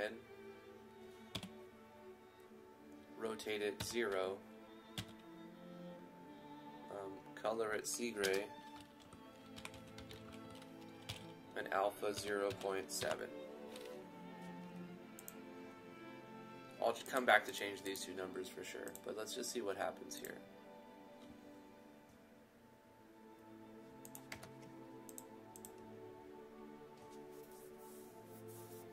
I think I centered it.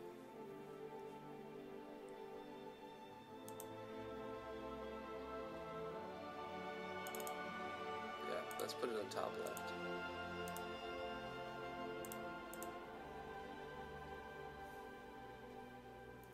And it doesn't need to be as wide as it is tall, so change that.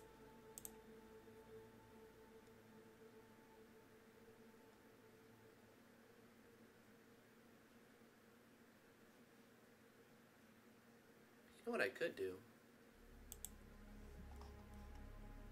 What if I make a for loop? I know I'm overcomplicating it, but I mean, I'm trying to do different methods and challenge myself. What if I manually tile it with a for loop?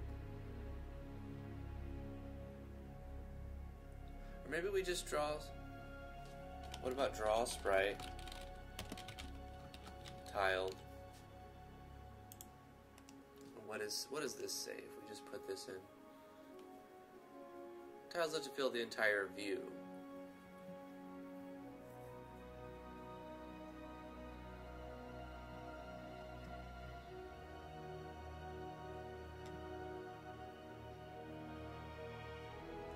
Or room if no view is defined, starting from the coordinates that you give in the function.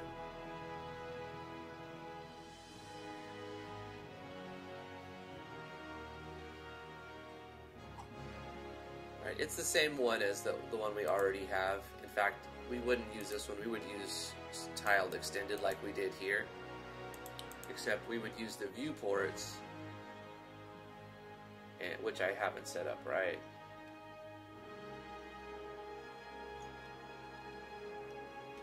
So we won't use that. 4I equals 0. I greater than... How many is it going to go across? If we have a width of 372, so 372 divided by 64, 5.8. We could make it 6. 5 would be better. We'll just have more padding. I greater than 5.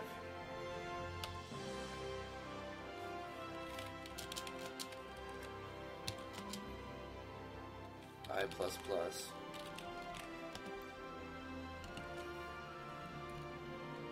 Then we draw sprite.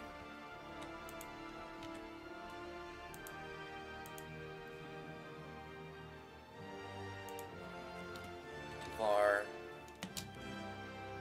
I equals I times 64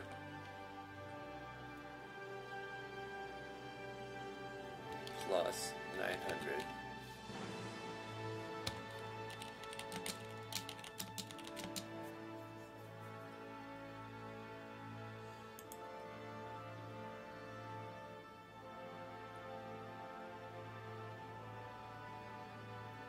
And then we use,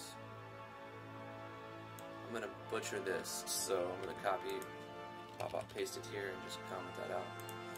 Draw that at II.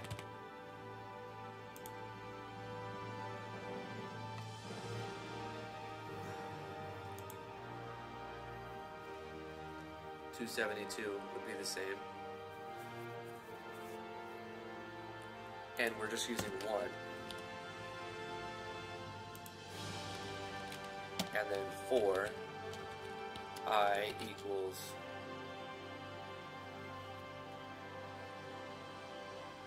we need to add another one, not separate.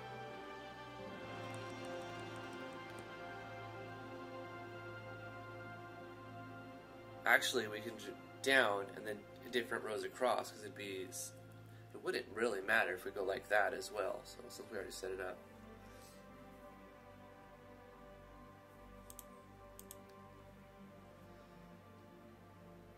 Okay, the other height is 3, that's our width, our height is 398. So if we go 398 divided by 64, 6. So 5 by 6, that's 30 items. I like that. There's spaces for 30 items.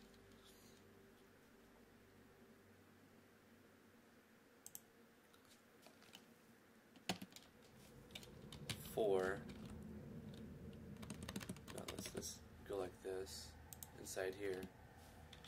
4 I equals 0. No, we have to change. Let's do J. J equals 0.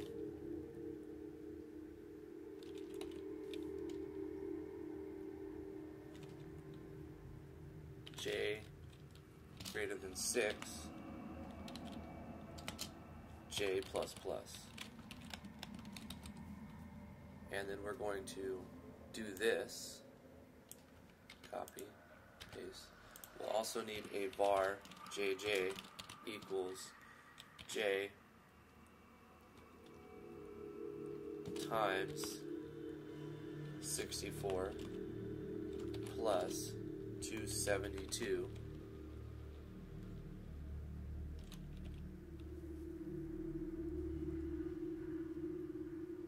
and then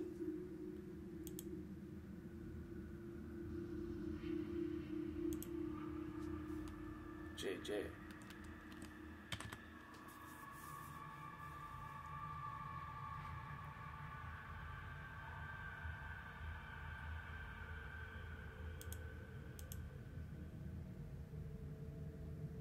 I have no idea. I'm sure that's wrong, but let's see what it looks like, if anything. Nothing. Draws nothing.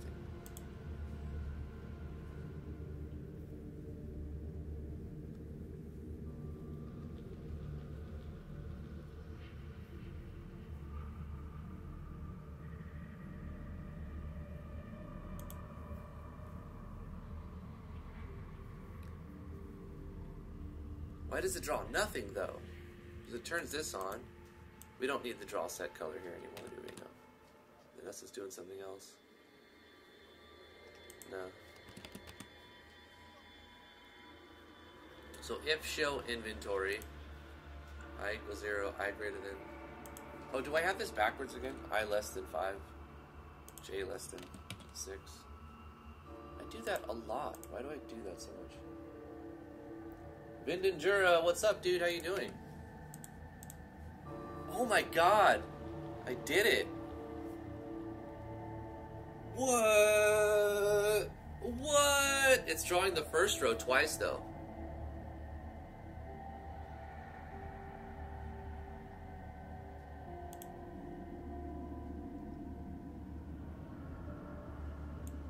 So wait, can I just comment this one out?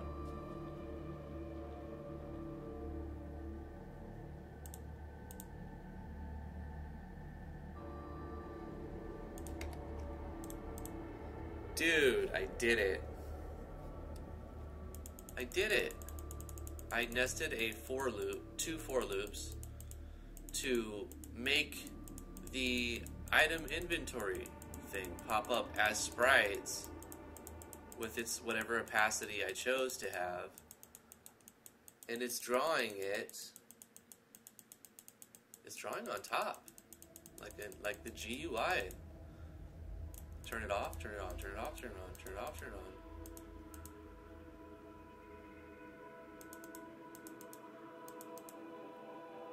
on. Dude, I like that.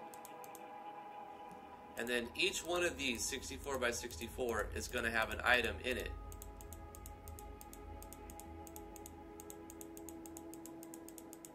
And if I wanted to extend it, I could have buttons that right here that go up a page, down a page, etc., etc. So I've got some room on the side for like multiple pages if I wanted to. Right now I don't plan to even fill 30 items, but I have the ability to.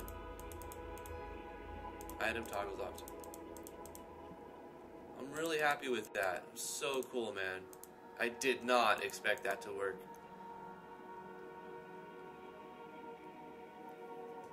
Like, that's cool, man.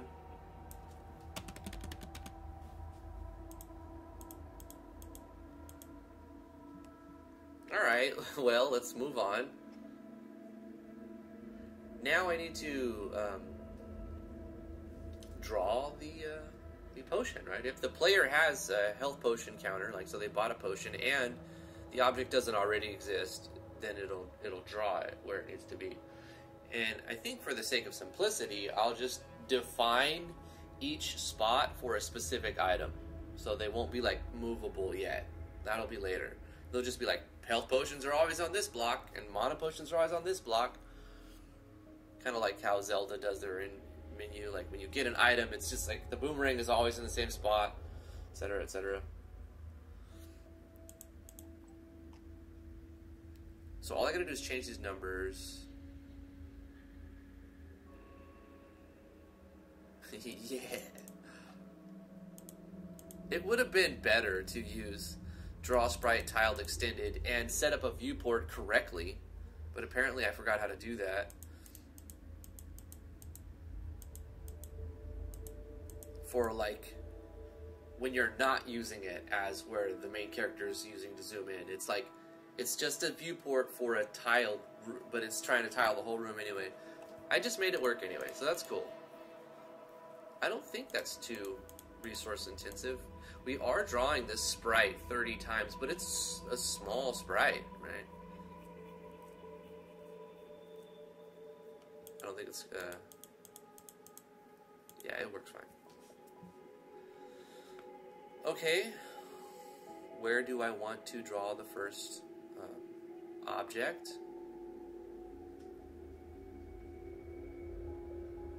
The first one is 964, and the Y is 272 plus 64, 336. And since the background sprite is 64 pixels, and I'm drawing the sprites as 64 by 64, like it should line up perfectly. And then create that. So now I have to find a way to let the player get a potion. You know what I'll do is I'm just going to start the player with a potion for the sake of simplicity right here. And then I'll design an alchemist station in the town or a witch brewery where you can purchase them for gold. Whatnot. Explore items. Whoa. Whoa, bro. The font is way too big. It's trying to put all the font in there. And the spot, it's not in the right spot.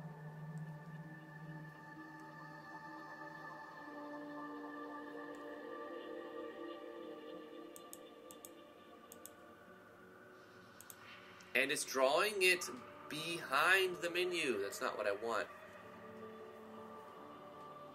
Draw sprite. Seems to be on top. When you draw sprite, where is it putting it? What layer is it drawing it to?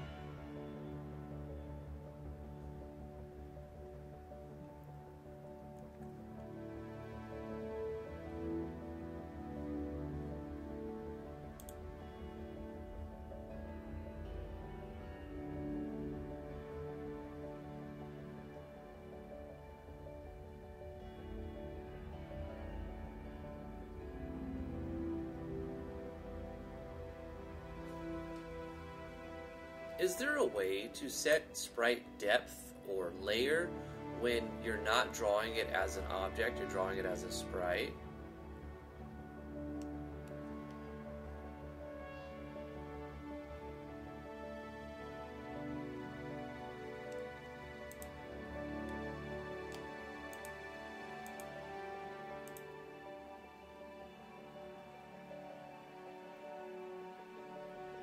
Like sprite set layer.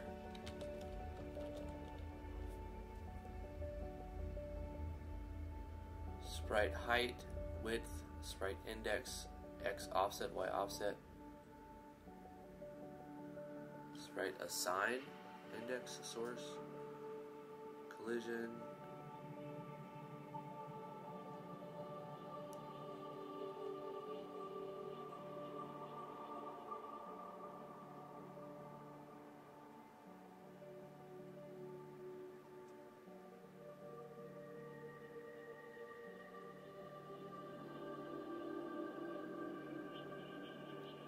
I'm looking for a way to set the depth of the sprites that I'm drawing inside a for loop. I can just do it before the for loop starts, so maybe.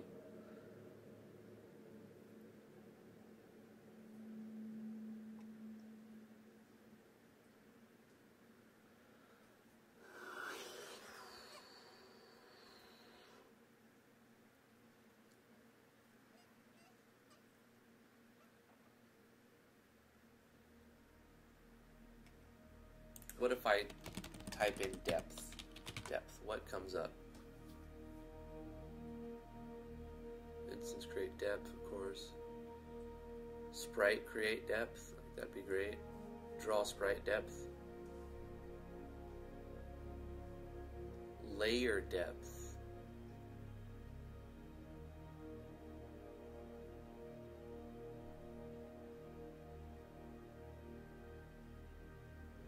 Layer force draw depth.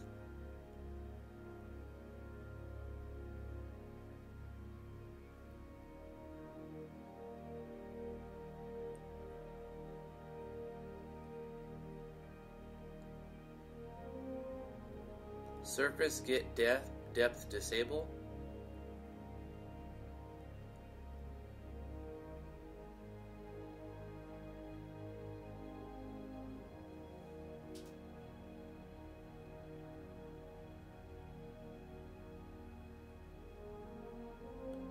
Layer is draw depth forced.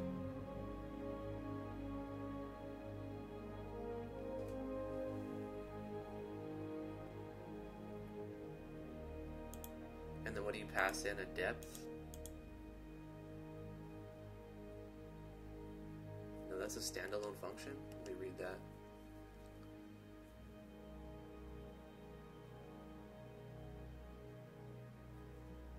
It'll just return true or false. That's not. This is just to check. This is a checker. Let's type in depth.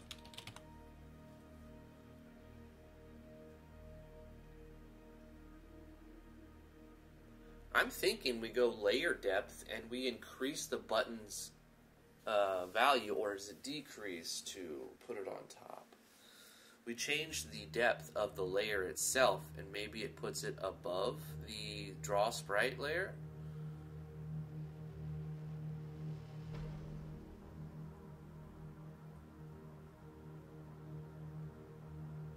Layer get depth.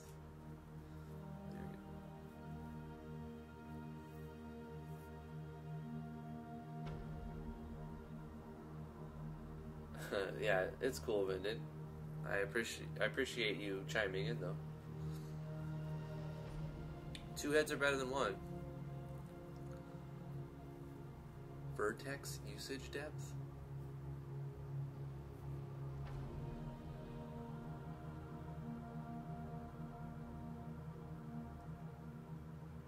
If I use layer depth, I think it lets me assign camera projection, instance layer depth. Tile layer depth, background layer, tile layer.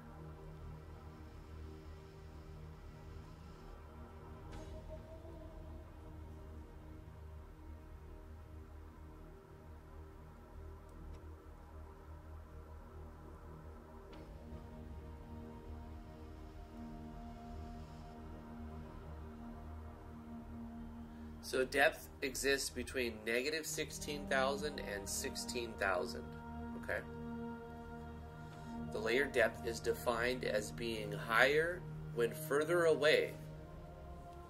So if I want it to be further away, or actually, I can't manipulate the draw sprite depth, but I can manipulate the depths of the layers that I'm putting objects on. So what if I draw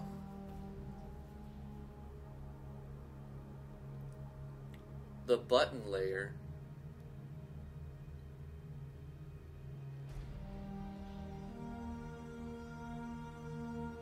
I would have to set the button layer really high, and then it would pass the particle layer.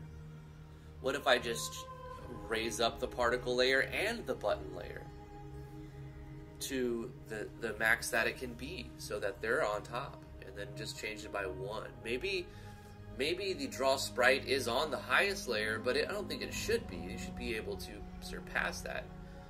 Right? Draw sprite should be set to a normally higher than all layers by default, but then allow in the engine to put objects in front of a draw sprite layer. So let's try it. Since we know the maximums, let's go to the maximum -1. An integer value from negative 16,000 to 16,000. Layer depth is being divided further away from the camera and lower when closer to the camera. Higher when further away. So lower. So let's go negative 16,000 on particle layer and negative 15,999 on the button layer. So layer depth, negative layer ID is particles. I think I have to do it like this, because it's set as a string, particles. And then depth would be negative 16,000, and then layer depth, button layer is negative 15,999.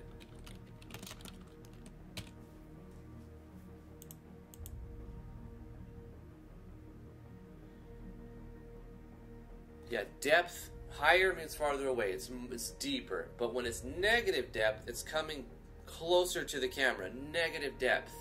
So I put it on as, I want it above the draw sprite. So if it's using this, then draw sprite is probably also using one of these numbers to assign where it's at in the depth.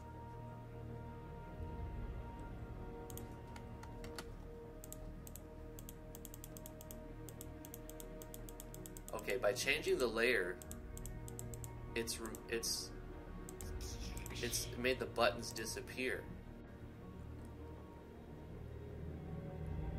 It's definitely messed them up somewhere.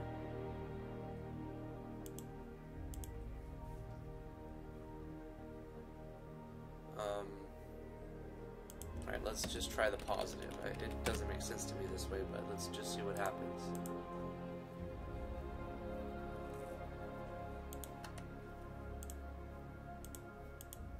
The buttons go away still. Okay, let's try negatives, but this time set this one to 16,000 and this one to 15,999.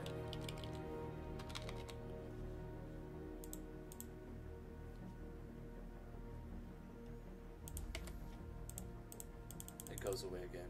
Okay. Alright, what about positives here?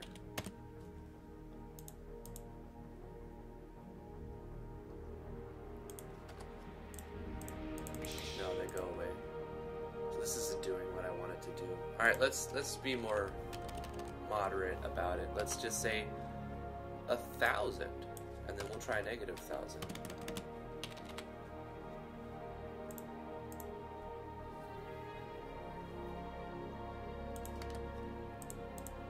What's happening, I think, is it's kind of going behind the background layer too. But then it wouldn't make sense, right? If I'm doing negative, it would be the opposite. It should put it in front of it.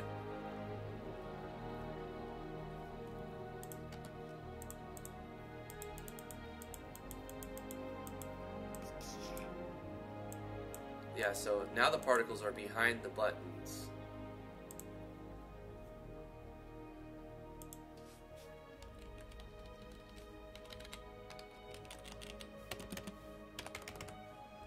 Let's up this though. Let's say 2,000 and like that. Trial and error. So the particles are still happening behind the buttons at that point.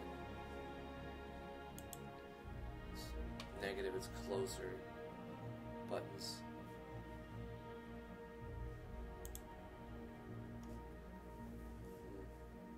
Is there a way to layer properties, depth?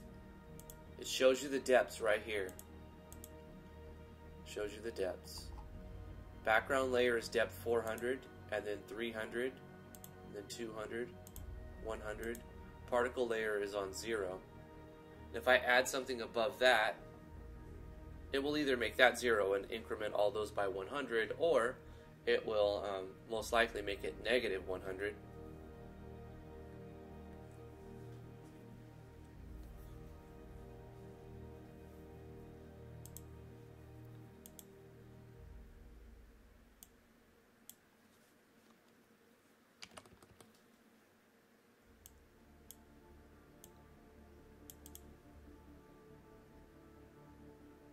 Particles should be a lower number than buttons for it to appear on top.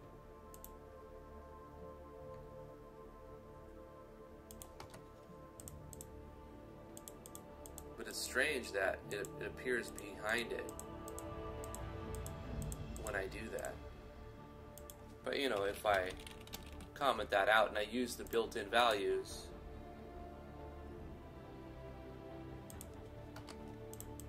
they are. You see how the particles are above the buttons like they're supposed to. I guess the only problem here now is I can't use draw sprite, and I have to not use the for loop method. So this is the third try at trying to make it work. Also, the alignment's off, and the font size is way too big. Or no, the rectangle is too small. There's 3 problems there. But we did start the inventory system. We made an item. It doesn't do anything yet, and it doesn't display the inventory right. I didn't expect this to happen and work on the first time through.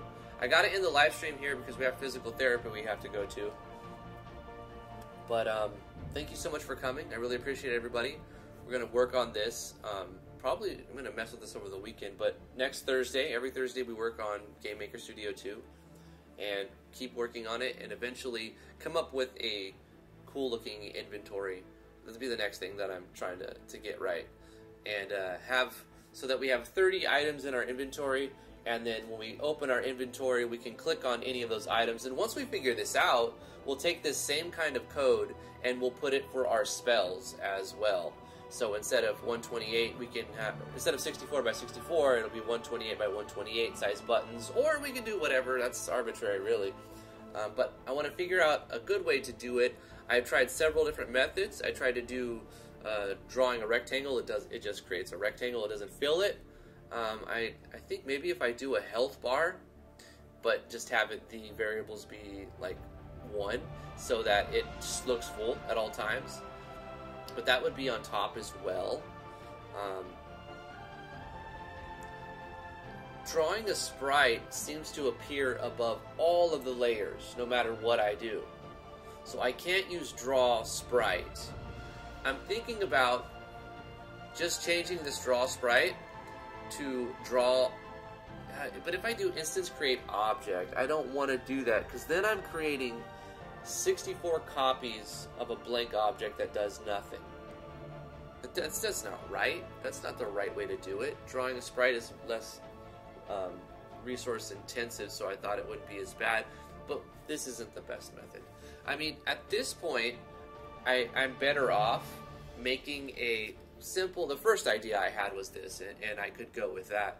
Is just draw the box, right? Draw a 372 by 398.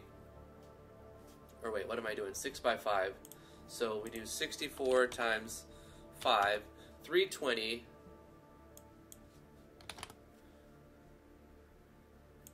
And then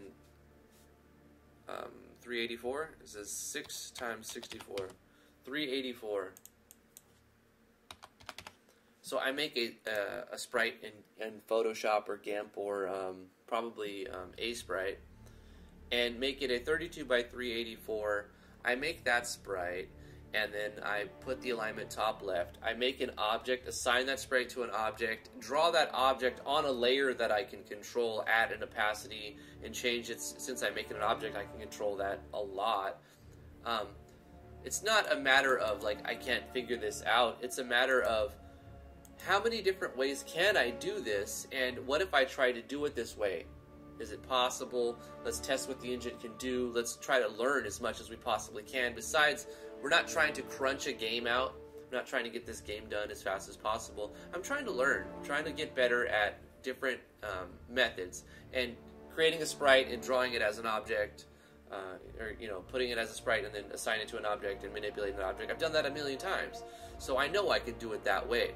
I was trying other methods. I was trying to use draw sprite tiled, extended. I was trying to manipulate the layers to see if I can control, if I can put something on top of a draw sprite. And then I tried to do drawing the sprite without tile it by manually tiling it myself by doing a nested for loop, so a for loop inside of a for loop. And I did that. The only problem is the layer of that inventory is above where I'm going to draw the actual items, so which I don't want. I want it to be the background for the items to be on top. I mean, for me, but for you it would be like that. The layer is the background, and then the items are on top of it. But anyway, I really appreciate you guys coming to the live stream. Tune in tomorrow. Oh wait, actually tomorrow there's not going to be a live stream. I have an optometrist appointment in the morning. So no live stream tomorrow. That means the next time I'm live is on Monday, 10 a.m. to noon Eastern Standard Time. We're going to be working on RPG Maker MV Monday, Tuesday, Wednesday.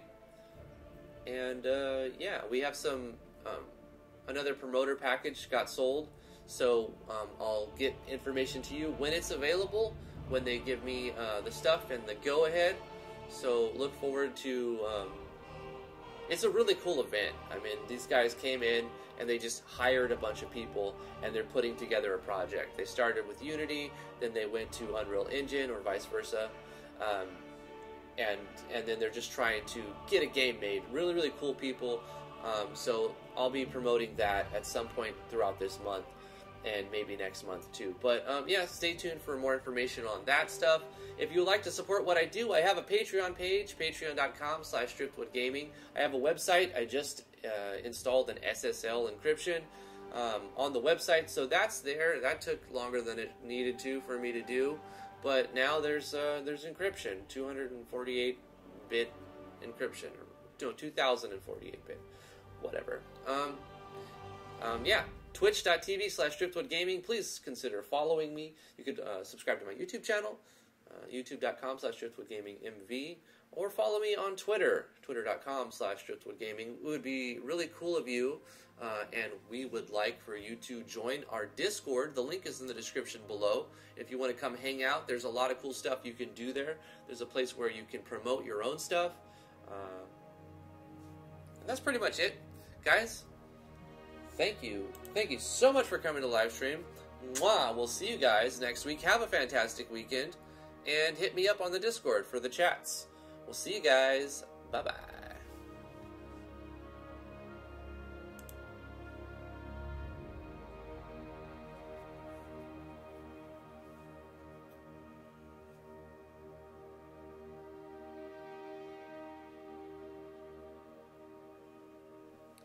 ASMR content time. I happen to have some oranges. These are mandarin oranges, and I'm going to open them now.